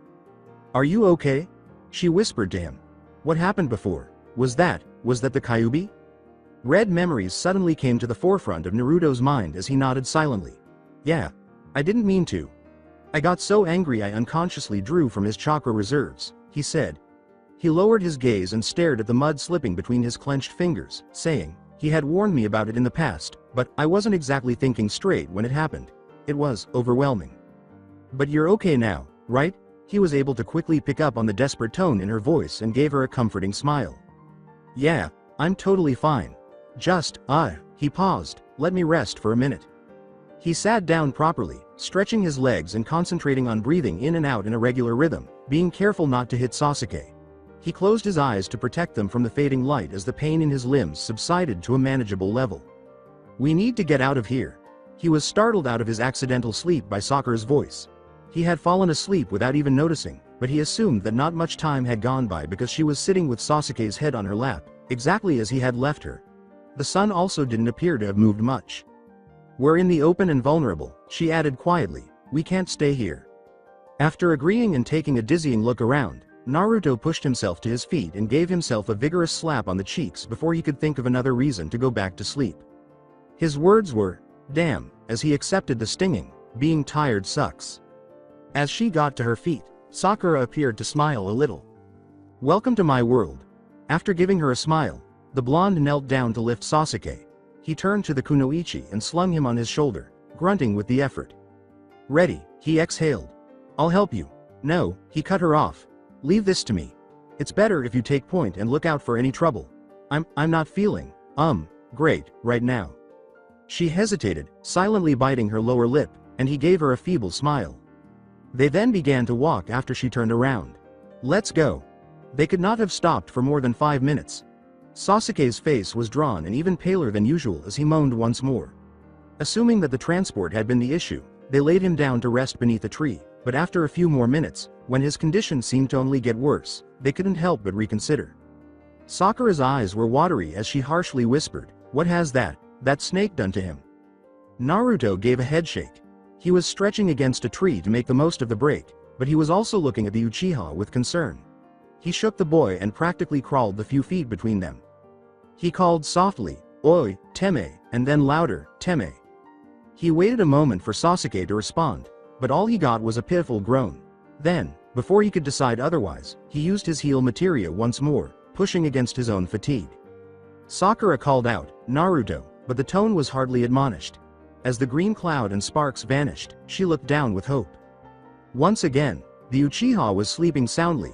She pondered, the poison must still be in his system, and the materia can only slow it down, it seems. Better than nothing, he said merrily, attempting to conceal the vertigo that was about to overtake him, but something must have been visible on his face because Sakura was now dividing her worried eyes between her two teammates. Finally turning away, she whispered, don't push it, Naruto, please. Let's find someplace safe, first, so you can rest and then help Sasuke. He smiled at her, trying to understand what she was saying. Eventually, he took the hand that was holding him up. He had no idea how long they had marched. To his sleepy mind, it might have been minutes or days. He recalled Sakura asking him questions when he stopped a couple of times. He vaguely remembered using a jutsu again, but he couldn't remember why. He knew that the heavy object slung over his right shoulder had a purpose and that he couldn't simply let it fall and be done with it. He cared about it. The next time he blinked, he was lying on cold rock in a sort of cave. It took him a moment to notice Sakura kneeling next to him, watching Sasuke because it was dark inside and night had fallen. The Uchiha was still shaking as though he had a fever even after she had applied a moist cloth to his forehead. Instead, Naruto felt perfectly fine. Sakura-chan, he sat up and called. How is he? His voice startled the girl, who tensed visibly for a moment before settling back down. Oh, Naruto, you're awake. How do you feel? He added, I'm great. Honest, when she appeared doubtful. He was, too. His body felt much more responsive, and he could feel his chakra, which he imagined was now back to an acceptable level. It was a huge comfort. Being exhausted was something he truly detested. Without wasting any time, he knelt down opposite Sasuke and struck him with his heal materia. He could see Sakura's tense face and the interior of the cave more clearly thanks to the green glow of his jutsu. A second circle of light came before another shower of smoke and sparks, and he gave the kunoichi a thumbs up and smiled up at her. I got it, he declared with assurance. She muttered something incomprehensible and then shook her head. They saw Sasuke's face gradually regain its color before it instantly relaxed along with the rest of his body. Sakura let out a long sigh of relief. She said, "Naruto, thank you," sounding suddenly exhausted. "Still, don't overdo it with your poisona, okay?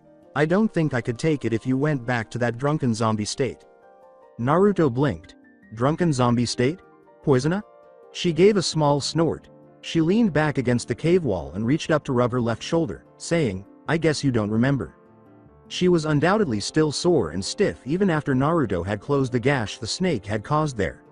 "I thought, drunken zombie, fit perfectly. You named your jutsu." "Yeah, that one," she added after he tried his heal materia again. "You were pretty out of it, mumbling nonsense and shambling around like that.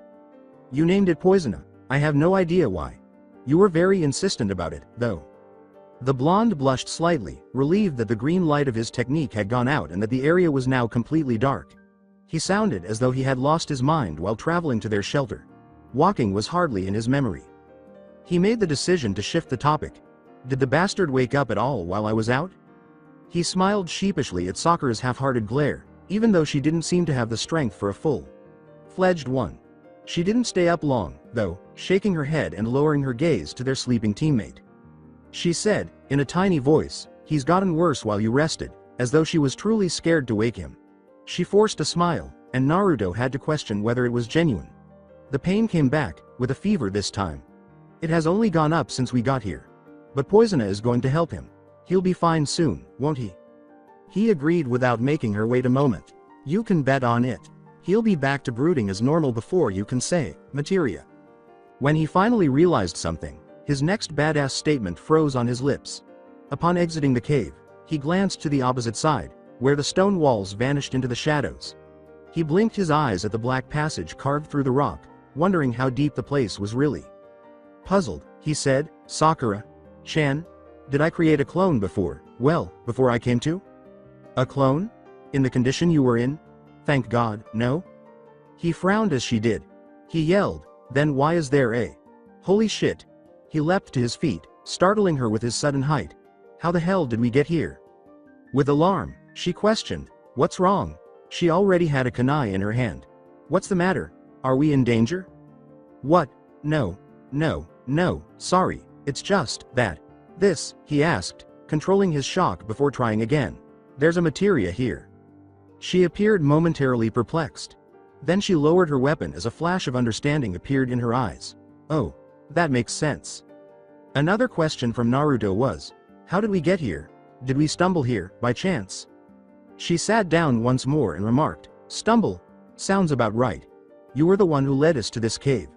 This explains why it looked like you actually knew where we were going." Seeking confirmation, he began, "So, I was unconsciously following the pull of the materia, which is somewhere in this place?"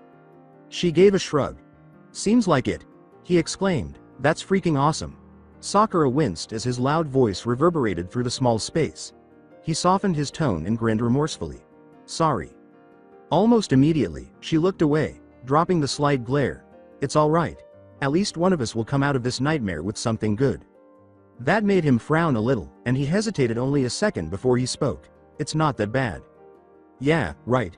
He said, "No, I'm serious," with more vigor. "We're still going to kick ass and pass this exam." He had to fire another shot into the cave's darkness as she slowly shook her head. Poisona, to see her face, air. Her expression didn't appeal to him at all. It appeared to be a loss. "You can't give up, Sakura-chan," he exclaimed, getting up from his kneeling position and moving to sit directly in front of her, circumnavigating Sasuke who was lying between them. "We are much better off than I feared when we were fighting that freak. I honestly thought, just for a moment, that we wouldn't have passed the exam." She turned her gaze to him as though to make sure he was telling the truth. He gave a shrug. Despite his reluctance to acknowledge it, he had truly lost hope during their encounter with the grass shinobi. For a moment there, death had appeared pretty certain. "But we're okay now," he added, ignoring the distressing issue. "Sasuke is going to be fine by morning. We still have our scroll and soon we'll get our hands on the other one we need." Hesitantly, she bit her bottom lip. "We do have still a lot of time to get to the tower." "Exactly," she questioned, "but what about your materia?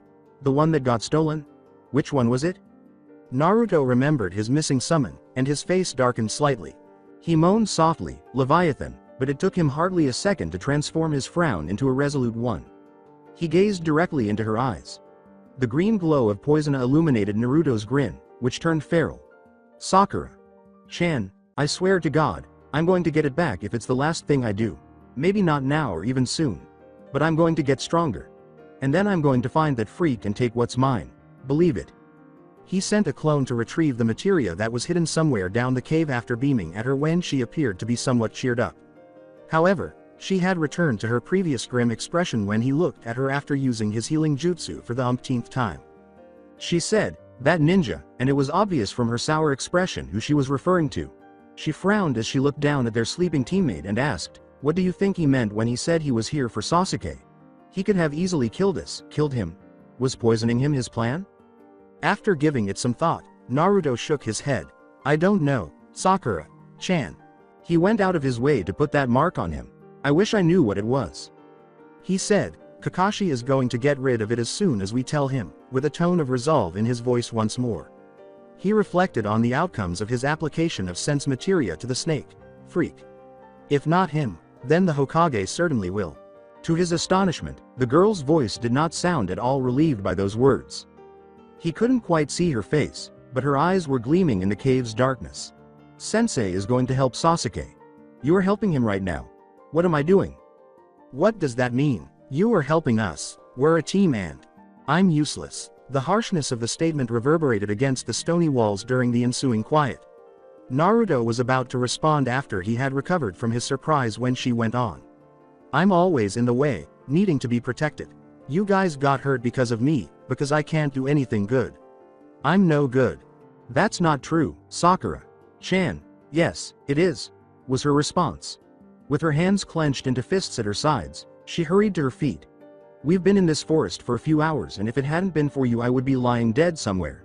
If not by the poison of those lizards, then swallowed whole by that summon. Struggling to find the right words to convey his disagreement, the blonde also got to his feet. What about afterwards, then? Who took care of us when Sasuke and I couldn't? Who did? She asked again, as though that validated her argument rather than his. She inhaled deeply, and when she spoke more softly, her voice trembled a little. If you hadn't woken up, what would I have done for Sasuke-kun? Changed the cloth on his forehead? All I could really do was booby. Trap this place, she said. I can't believe I even thought of becoming the greatest kunoichi ever. I'm such an idiot. The team would be better off without me. Before speaking, Naruto's mouth moved in silence for a moment. The first test, then, he exclaimed over his shoulder. What would I have done without you, there, Sakura-chan? In the dark, she snarled. Don't get me started on that farce. It spat on everything we ever learned at the Ninja Academy, on the only thing I was ever good at. That surprised the blonde more than a little. What, was all he said? She was practically shouting now, her words bouncing off the narrow passage of rock with unpleasant effects, but she didn't seem to care at the moment. All the years I spent on the books, studying like an obsessed, all the grades I've ever earned, they don't mean anything at all to them, she said. The first part of that test was all about cheating and stealing the answers, as opposed to actually knowing them. It would have been alright, though, if they had been worth something in the end, but guess what? They weren't. Because all you needed in order to pass was deciding to take the last damn question. Naruto couldn't speak. He made himself think then, even though he hadn't thought that far ahead or underneath. When he thought back on the first test and its true purpose, he found that he agreed with her friend's assessment. He tried to imagine himself in her shoes, as someone who was proud of her expertise and her history as the best student, but he was unable to fully comprehend the girl's feelings. That was the reason she didn't appear particularly happy after passing the test, most likely not due to his prank of stealing her answers, as he had initially believed. Sakura slid back to the ground as he realized this, resting wearily against the rock of the cave. Sakura-chan. As he tried to come up with something to say, she shook her head. It wasn't enough that the real world had already made it crystal clear that all I had done in school meant nothing, she whispered quietly. It had to be made official. She rolled onto her side and slipped down even more until she was facing away from him. I'm tired of being useless. Naruto attempted to speak but was unsuccessful. Uncertainty and anxiety tore at his gut, and he wasn't sure if he should yell at her or give her a hug. He felt worthless. Sakura-chan, she practically whispered, I want to sleep a little, Naruto. Interrupting him. but her gentle tone sounded 100 times more frightening to him than the previous angry tone. Good night. All he could do was look at her distressingly and then turn away. Good night, he returned in a whisper. When his cage Bunshin came back with a fresh green materia, he didn't even mind. For one Uzumaki Naruto, morning arrived much too soon, and the weak sunlight that filtered through the cave did not do anything to lift his spirits. With his back straight, he tossed the umpteenth poisonous Sasuke in Sasuke's direction, wondering how long the Uchiha would continue to sleep. Strange symbol aside, he now appeared completely healed. He had returned to his typical pasty self after the fever had subsided, the shivers and moans had stopped, and even his complexion had gotten healthier. The temptation was great, but he had not yet attempted to wake him. Nevertheless, he doubted Sakura would be pleased. As he turned to face the kunoichi, the blonde resisted the impulse to do anything at all to cheer her up. It was better than nothing, but she hadn't moved since going to bed a few hours ago, and he didn't think she would be much more rested now, given everything she had been thinking about. He hoped that the previous night's reaction would be a fleeting moment, a short-term solution to the exam's stress, and that she would wake up today and return to normal. Although the sun hadn't yet reached the interior of the cave, there was plenty of light, so he made use of it by getting one of the ramen cups out of his bag and making breakfast. Sakura finally moved 2 minutes after the wonderful scent of his favorite meal began to permeate the rocky walls. With her eyes fixed firmly on the stone ceiling, she rolled onto her back and sighed deeply. She sat up after that. A steaming bunch of noodles was held in the air as Naruto froze, the chopsticks halfway between his mouth and the cup. He contemplated whether or not to speak. She rubbed her eyes and muttered, "Good morning," then. He said, "Good morning, Sakura-chan," with joy. He pushed the cup in her direction. "Breakfast? I haven't touched it yet." She glanced at the food, then at him, grinning slightly. She asked, "You're going to give me your ramen? I must have really scared you last night." He grinned clumsily and scratched the back of his head, "Maybe a little." She accepted the noodles. "Thank you." As Naruto made another cup, muttering anxiously under his breath, she ate in silence. He discovered that the kunoichi had stopped eating when he eventually held a fresh pair of chopsticks. "He looks better," she said softly as she fixed Sasuke with her gaze. Naruto used his heal materia once more as a kind of response. He said, "I kept this up all night," while a shower of sparks and noodles filled his mouth. She nodded after a long moment and went back to eating. Just as he was about to mirror her, he noticed the squirrel at the doorway. He yelled, "Hey, little guy," and the tiny creature, oddly enough, took a few steps inside. "Oh, I bet you're hungry. Come in and..." Then he saw the piece of paper that was adhered to its back. Naruto's instincts just took over and he rushed forward to tackle the girl down as Sakura turned to see what he was talking about. When the explosive tag went off, he was essentially covering her body. The following few seconds were extremely painful and confusing. The left side of his body was pricked by what felt like 1,000 senbon, causing a burning sensation that quickly spread to the other parts. After being hurled at an angle against the cavern's rear wall, he fell to the ground, leaving behind big pieces of rock. Idly, as the cave seemed to collapse around and on top of him, he became aware that someone was calling his name. He had been in a dazed and painful place, but it was a hand clutching his that brought him back to reality. Both the voice resonating in his ears and the predicament he was in soon began to make some sense. As Sakura exclaimed, "You out of H." Here, the strange weight on his face moved enough to reveal her hazy figure standing above him. She returned to him after tossing aside the big rock she was holding. What took place? He attempted to speak, but all that came out of his mouth was a distorted whisper. With a grunt, she picked up another rock and pushed it aside. He became aware that she was attempting to release his body from the newfound movement of his right shoulder. Her words, "Don't worry," caused his vision to clear up enough for him to see that she was crying. "You'll be out. You'll be out before you can say, materia." Despite the weight on his chest, he managed to wheeze out a laugh, but it wasn't clear. Oddly enough, he thought of his other teammate after first thinking of the squirrel. "Sasuke!" he exclaimed. The girl with the pink hair paused to wipe away her tears. He's okay," she said, trying to look happy. "It was you who took both the explosion and the cave-in dead on." "Cave in?" he said weakly again. The bright yellow circle he saw behind Sakura was, therefore, the sun. Now were they in the open? Her next sentence was not an answer at all, so it's likely that his attempt to ask that didn't come out correctly. "I saw you shrug off worse, you know? You'll be jumping around in." Her voice was abruptly joined by another, rendering them both completely unintelligible. When the girl stopped talking, it was repeated again, and this time the blonde understood where it came from and what it meant. "Can you hear me, Naruto? The ninja who attacked you are still out there, and the explosion hurt you badly," the Kyuubi said, sending through their mental link as if he had been saying that for some time. "As soon as you can, you must begin spamming restore. Can you hear me?" The blonde agreed and did. What was left behind was not pleasant, and the numbness was beginning to fade. Nevertheless, to Sakura's astonishment and the demon's ire, his first healing jutsu went to her. When he heard a female voice and a loud blast from a short distance, he ignored his growl. "Zaku. Are you okay?" There was a pause, then a barrage of expletives. Sakura swiftly brought a rock up to her face to block the senbon that was thrown at her as Naruto watched her eyes widen and shift to her right. Panicked, she glanced down at him before turning back to face the enemy. They both knew that if she wasted time on him, she would not be able to defend herself.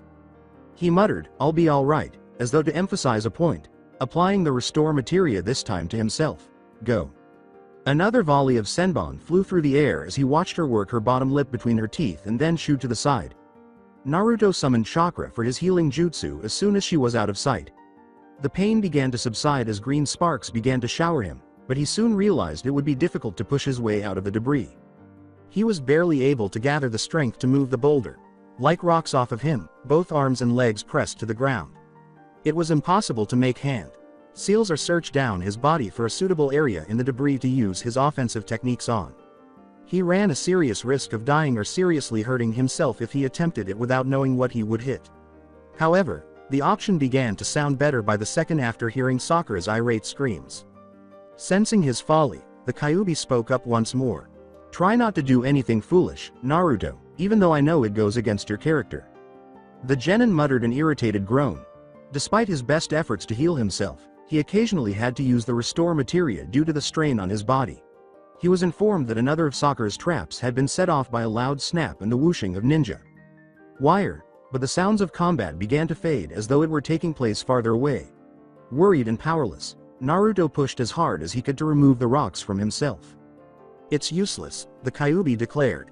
With a frustrated curse, the blonde gave up struggling. That was just a waste of time and effort on his part. What else could he do, though? When the Biju made his offer, he was actually re-evaluating the use of the lightning or possibly ice materia. "Make use of my chakra." "No," Naruto stated without hesitation. The demon went on more adamantly, "Listen to me first. I swear, it won't be like yesterday. I could sense how much you detested it. However, things will be different this time." The shiver continued to tremble through Naruto's body despite his restraint. Given that it's the same chakra, how can it be different? He recalled that energizing, breathtaking burst of energy. The Kyuubi clarified, "I had nothing to do with you drawing my power under the strain of your emotions. You would be in total control and only slight changes would affect your body if I lent it to you voluntarily and you accepted it while mentally stable." The genin, however, was not at all persuaded. "What if this is a ruse to get me to open my navel? Would you be able to take control of my body or, worse, break the seal? Or—" "Impossible," the Kyuubi stated sarcastically. "There's a chance that my chakra might momentarily affect you, as you experienced, but even in the worst situations, which this one wouldn't be, it would still be you." The blonde paused, his focus briefly shifting to the far-off sounds of combat.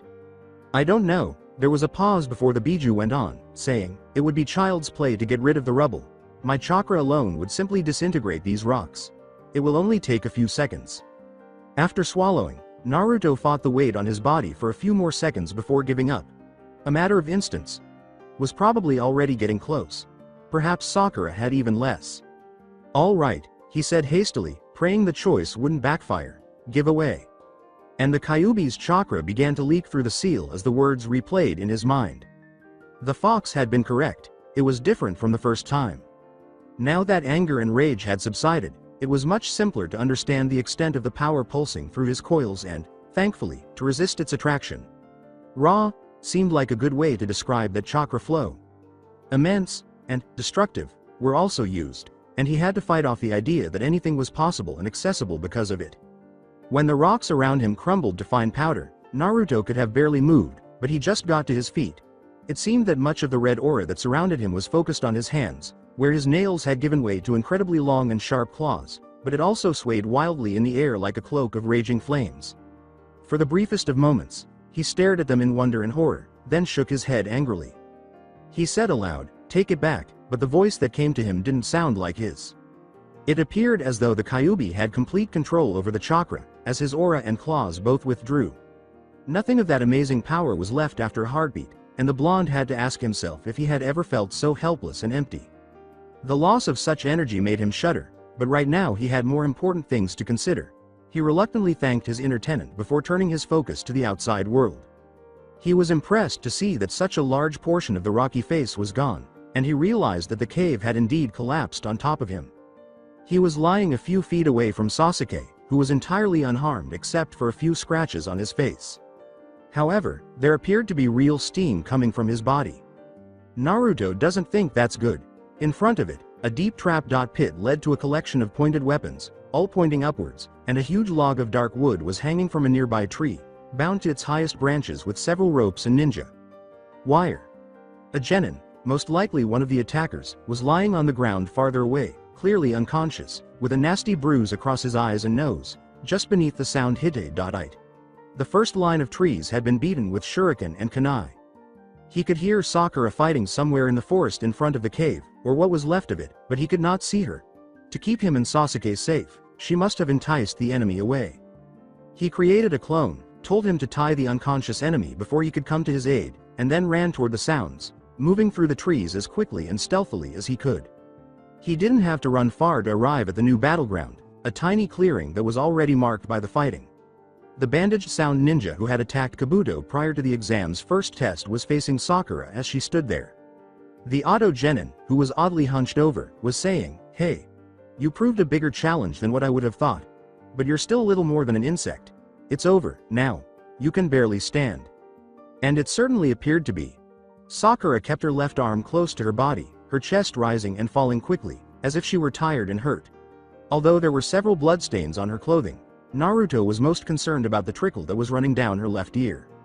She gasped, I won't let you hurt my friends." The blonde's stomach began to boil with a mixture of pride, guilt, and rage at those words. He crept determinedly in their direction into a nearby tree crack, but he nearly let his presence be known with a start when he noticed another sound genin, this one female, leaning against the opposite side. The girl sat in a pool of her own blood, unconscious, if not dead. Her arms had multiple cuts, but they weren't deep enough to have resulted in a significant blood loss. However, the red, dripping ears and mouth might have. Pink hair was gradually slipping away from her, but Naruto's focus suddenly returned to Sakura when he noticed her recently acquired impromptu haircut. He turned to the enemy just in time to find the opening he needed, forcing himself to ignore that and the bleeding girl. With a cry of, "Let's end this," the sound shinobi charged his teammate, and the blonde emerged from the tree's cover and gestured proudly at him. "Hey, asshole." Twisting his body to face him and any impending attack, the ninja skidded to a stop. He remarked, "Another Konoha insect, too bad I'm." Unfortunately, he failed to notice the cage Bunshin leaping at him from behind and slamming his right fist into his temple. The punch knocked the bastard off his feet, and his body struck a tree before falling to the ground. Ah! Exclaimed Naruto. "You've just been punched, sucker." Before turning to his friend, he made another clone to check on the unconscious Kunoichi and gave the clone a signal to ensure the genin wouldn't be rising anytime soon. He yelled, "Damn, Sakura-chan, you are useless. Only 2 out of 3? But he had a proud look on his face and was grinning at her. She gave a small smile in return, then collapsed to her knees in exhaustion. The blonde hurried over to her and began showering her in green sparks right away. Her voice was weak as she asked, How did I do?" "Great," he exclaimed, jumping all over her. "I knew these guys were strong when I scanned them after they attacked Kabuto, but you got them good." At those words, she gave a weary shake of her head. She gave the sound Kunoichi a nod before turning her head away. "I only got the one outside the cave with a trap, while the girl," she said. "You didn't see it, Naruto. That bastard, the one you dropped, he attacked her without hesitation, to get to me, his own teammate." Words flew out of the blonde's mouth as it opened and closed again. After taking a quick look at the bleeding Kunoichi, he glared angrily at the genin that the clone was holding. "That's messed up," he said, attempting to control his growl. "But you won, Sakura-chan, that's what matters now." One of the cage bunshin cried out in joy from the opposite side of the clearing as they exchanged a fleeting smile. He called out, "Hell yeah, hey boss. Guess what?" while displaying the item he had just taken from the sound shinobi who was unconscious. Naruto grinned and asked, "Heaven Scroll?" The clone gave it a fierce response. He said, "Right in one," and tossed it to him. The original cheered it on after catching it out of the air. He looked over at his teammate. "See? We even got the scroll we need, thanks to you, Sakura-chan." This time, as she struggled to stand, her smile widened. Although the wounds on her body were now only memories, she had nearly depleted her chakra during the battle, and Naruto's restore materia could only do so much to restore it. She was tired. Sadly, it was not meant to be. Simultaneously, they sensed a powerful, malevolent chakra speeding toward them without even trying to conceal its existence. What the? With his clones immediately following him, Naruto moved forward to stand in front of Sakura, both of them poised to stop the oncoming enemy. When it emerged at the edge of the clearing, everyone gasped in shock upon realizing it was Sasuke. It wasn't exactly Sasuke, though. If not for the black stains that were spread like ink blotches on his face, arms, and legs, as well as the insane smile that was twisting his lips, the Uchiha, who was perched on the sturdy branch of a nearby tree, would have appeared completely normal. Before they could even comprehend that, Sasuke had landed next to the sound ninja who was bound, looked down at him for a moment, and then used the heel of his right foot to crush his skull. As blood and brain matter sprayed out of the genin's head, Naruto nearly jumped, startled, and shocked by the unjustified attack. He also struggled to make his mouth make understandable sounds. "Teme," he finally rasped. "What the hell is wrong with you?" He was unconscious, he was tied up. The Uchiha gazed at him, Sharingan triggered, for the first time since his appearance. Sakura took a step back and informed Naruto that he wasn't the only one who had noticed how their friend's eyes resembled those of the snake. Freaks who had bitten him. Naruto's blood ran cold. The dark-haired genin told them, "They are working for Orochimaru, the grass shinobi," in a voice that was almost exactly like Sasuke's. "Sent here to kill me. Or, to test my skills, more likely. Pathetic weaklings." Silently, Sakura began, "Sasuke-kun, I know you're angry, but you aren't like this." He gave her a scowl. Although he spoke quietly, his tone raised all of Naruto's concerns. "What the hell would you know?" he asked. He saw the Uchiha look at her, and his gaze went to the sound Kunoichi who was leaning against a nearby tree. "I'm an Avenger. That's what I need to be." Sasuke. Before his teammate could move, the blonde leapt in front of the unconscious girl. He stood in front of her and gave his friend a warning glance. "You better move, Dobi," the Uchiha said, his sly smile giving way to a frustrated one. The blonde could see, up close, that the stains all over his body weren't really stains. Instead, they appeared to be elongations of the strange symbol around his neck. They gave the boy a rather savage appearance as they moved like a tiger's stripes up his throat and down his arms. When Naruto realized that they must have been responsible for his teammates' actions, his rage somewhat subsided. "Sasuke, stop. There's something wrong with you," pleaded he. "Can't you see you're not acting like yourself? You're..." When Sasuke's foot struck his stomach, he was totally unprepared. "You're annoying." To the blonde's eyes, the Uchiha had been little more than a blur because of his sudden and quick movements. Whatever air was left in his lungs was pushed out with force as soon as he hit the tree trunk behind him, and the force of the kick sent him flying. He collapsed to the ground, struggling to breathe, but he was determined not to return to the numbness he had become so accustomed to in the previous days. He rose cautiously, launching himself back into the clearing after using his restore materia twice in a row. Sakura and his two clones were now standing in front of the unconscious girl, and Sasuke appeared unsure about striking her. Naruto charged at him from his blind spot, hoping to put him to sleep like he had the sound genin, and a growl rose from his chest. Unfortunately, the Sharingan wasn't so easily tricked, and his teammate turned on his left foot, ducked under the blow, and kicked him again, this time in the side. In order to give himself some time to recover, the blonde had to move out of the Uchiha's reach despite shifting with the blow, more prepared. Sasuke continued to follow closely behind him, and the next blow would have likely ended the fight early if it weren't for the cover materia finally activating on one of his cage bunshin to save him. They were definitely not being pulled by Sasuke. Naruto made a big batch of cage bunshin and sent them all attacking before the smoke had cleared completely. It wasn't surprising that so many sets of memories were bursting into his mind in such a short period of time, but he staggered back towards Sakura and the sound Kunoichi. The number of clones had already been cut in half in a matter of seconds. "Naruto, are you okay?" His words were, "I'm pissed, damn it. That thing on his neck is making him super strong, and I bet it's also influencing him or something." "Yes, Sasuke-kun would never act like this," she said, her face etched with a pained grimace. "He's not even listening to us." They observed as their friend proceeded to disarm Cage Bunshin with ease. Although the clones had not yet employed offensive jutsu, it was obvious that they would soon need it. Nevertheless, Naruto didn't want to use the lightning, fire, or ice materia on his teammate if he could avoid it. "Poisona!" Sakura cried out abruptly. "If it's the seal making him do this, then we just have to stop its effects." He exclaimed, "Sakura-chan, you're a genius."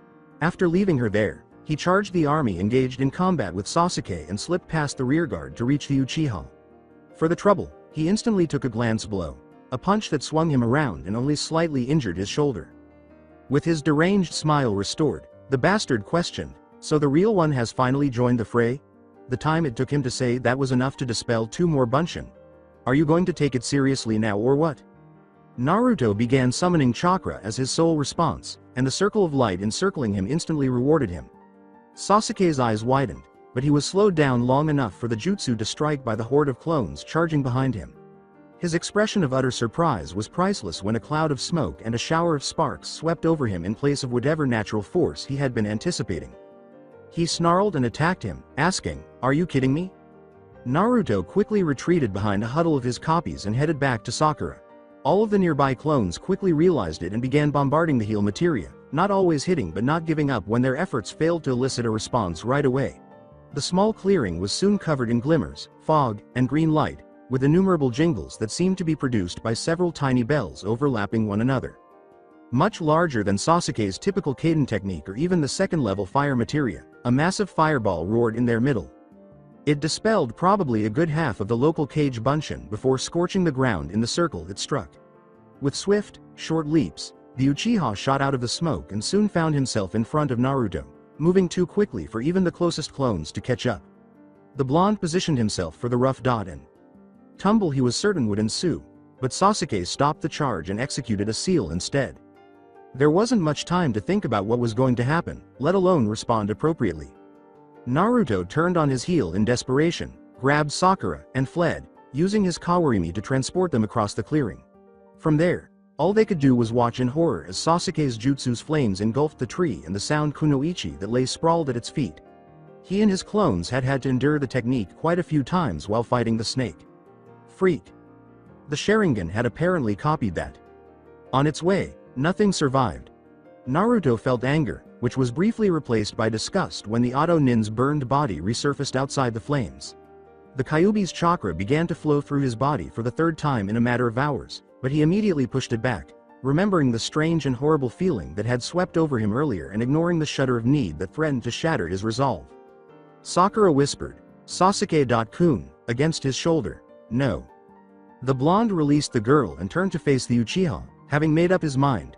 In order to keep him busy, some clones had finally caught up to him, but as he watched, they were continuously exploding in smoke. He narrowed his eyes in determination, made a few more, and charged too. Before it could burn up in flames, Naruto had to duck beneath a Cage Bunshin who had been kicked and swept off his feet. As soon as he jumped forward, a right hook closed in on his face. When one of his cover-equipped clones finally seemed to block the blow, he let out the shortest of sighs, having braced for the worst and prepared for the best. Blindly barreling through the smoke, Naruto used all of his strength to grab Sasuke's back. Before taking an elbow to the jaw, he finally managed to restrain his left arm, which felt like trying to cling to a tree during an earthquake. The Uchiha growled, "You?" Upon realizing he had not been dispelled, Naruto's nose snapped, and blood spurts sprayed everywhere as the insane genin struck him once more with his free arm. "Get the fuck off me." The blonde frowned and spat a mouthful of blood at his teammate, fighting off the black spots that threatened to obscure his vision at every one of the bastard's attacks. "Shut up." As he spoke, his enemy skills materia activated, causing a ring of red light to flash around them like a wall of flames. Anticipating the water prison technique, Sasuke asked mockingly, "With what water, Dobi?" It had, after all, been the only jutsu the Yellow Sphere had been able to capture and replicate until the previous day. The Uchiha's entire body froze in mid-spin, his free arm raised to punch a nearby clone, causing him to gasp in complete surprise. Wah! At that moment, all of the cage Bunshin ceased their attack, moving away from the paralyzed boy as their boss released him and began coughing and spitting blood onto the ground. As that, Sakura had taken a few cautious steps in their direction when the clearing suddenly became quiet. Is that Shibari? One of the clones smirked at Sasuke and said, "Neat genjutsu, huh? How to get free of it will be the second thing to ask Kakashi." The first one being how to get Sasuke back to normal, added a darkly blonde. When Sakura finally got to the immobilized boy, she was unable to maintain his enraged and hateful stare for more than a second. She lowered her gaze. "Check that he doesn't stop breathing in," she instructed. "That's what we did when the grass ninja used it on us yesterday." After repeatedly using the restore materia, the original Naruto had finally stopped sputtering bloodily. He said, "Let him, if he wants to try it. Tying him up will be safer if he's half unconscious. I don't want him to get out of the genjutsu just because we make him uncomfortable enough with rope or ninja wire." He turned to face Sasuke and walked around him before he sighed and sat down to look up at the strange stripes that were still on his skin. "Damn it, Teme," he raked his hand through his hair in exasperation, but his palm brushed against his swollen nose, causing him to wince in pain. There was only so much the healing jutsu could do. With a whisper, Sakura said, "What do we do, Naruto?" She took a quick glance at his crush once more before quickly turning away. It's like, he's not himself. The Uchiha began to mumble something through his half-frozen mouth as a sort of response.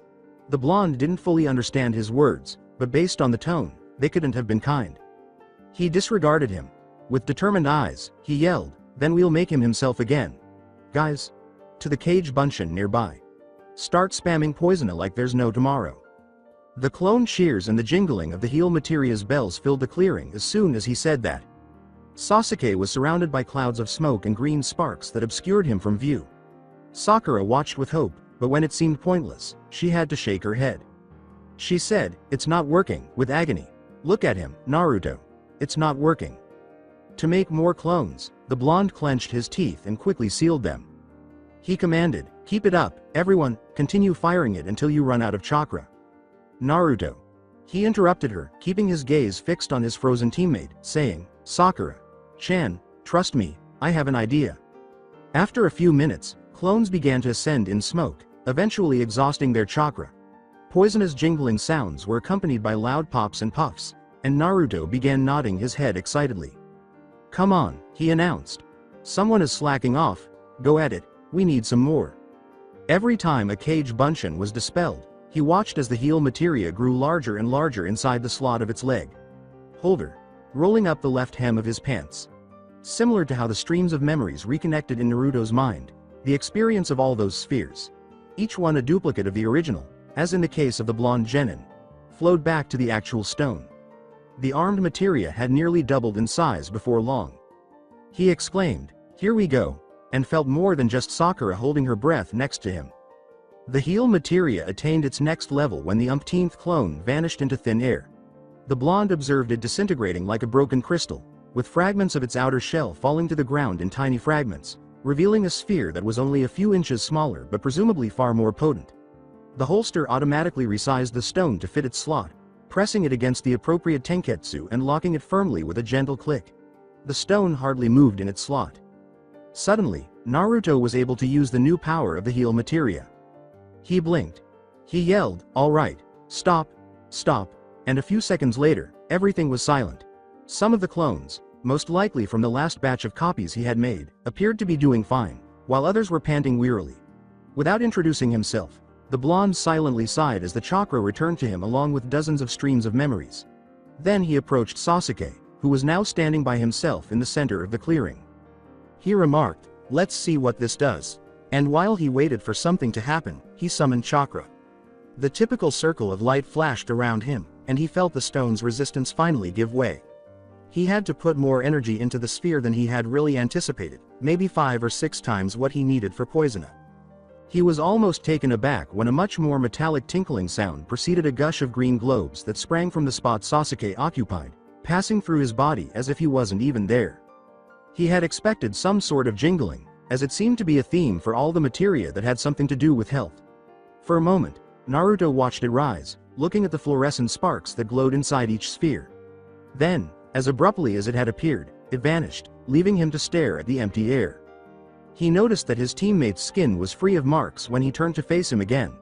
The Uchiha blinked several times, and judging by the expression on his face, not to mention the absence of Sharingan and that malevolent chakra, it appeared that their friend had returned. Sakura joyfully called out, "Sasuke-kun," as she moved forward, and Naruto cancelled the genjutsu. Their friend fell forward like a puppet whose strings were abruptly severed as soon as that occurred. He let out a pathetic groan and twitched all over as though he was trying to move, but his body was not listening. Sakura called his name again and Naruto rolled him over, but his eyes were now unfocused and his lids were dropping despite their best efforts, and he was mumbling incoherently. "Naruto," as she exclaimed, "what did that thing do to him?" He snapped his fingers and said, I don't know, it was the first time I used it, obviously, restore." He then invoked chakra once more, this time in an attempt to heal the Uchiha. Sasuke was a little more coherent after the typical jingle and sparks. "Sorry I did. Chakra was." The kunoichi gently whispered, "Shish, don't worry, Sasuke-kun," to him. "I'm tired." This is when he fainted. Fearing the worst, the blonde briefly freaked out and once more used his restorative materia. And once more. After a while, Sakura's shaking of him attracted enough attention for him to have to pay attention to what she had been saying. She yelled, "Naruto, give it a rest," and then spoke more quietly after noticing that he was finally listening. "He's just sleeping, he's okay." He scowled at the motionless Uchiha and at her, "Are you sure? This to me looks exactly like Kakashi did after his fight with Zabuza. The first one," she said. "It's just chakra.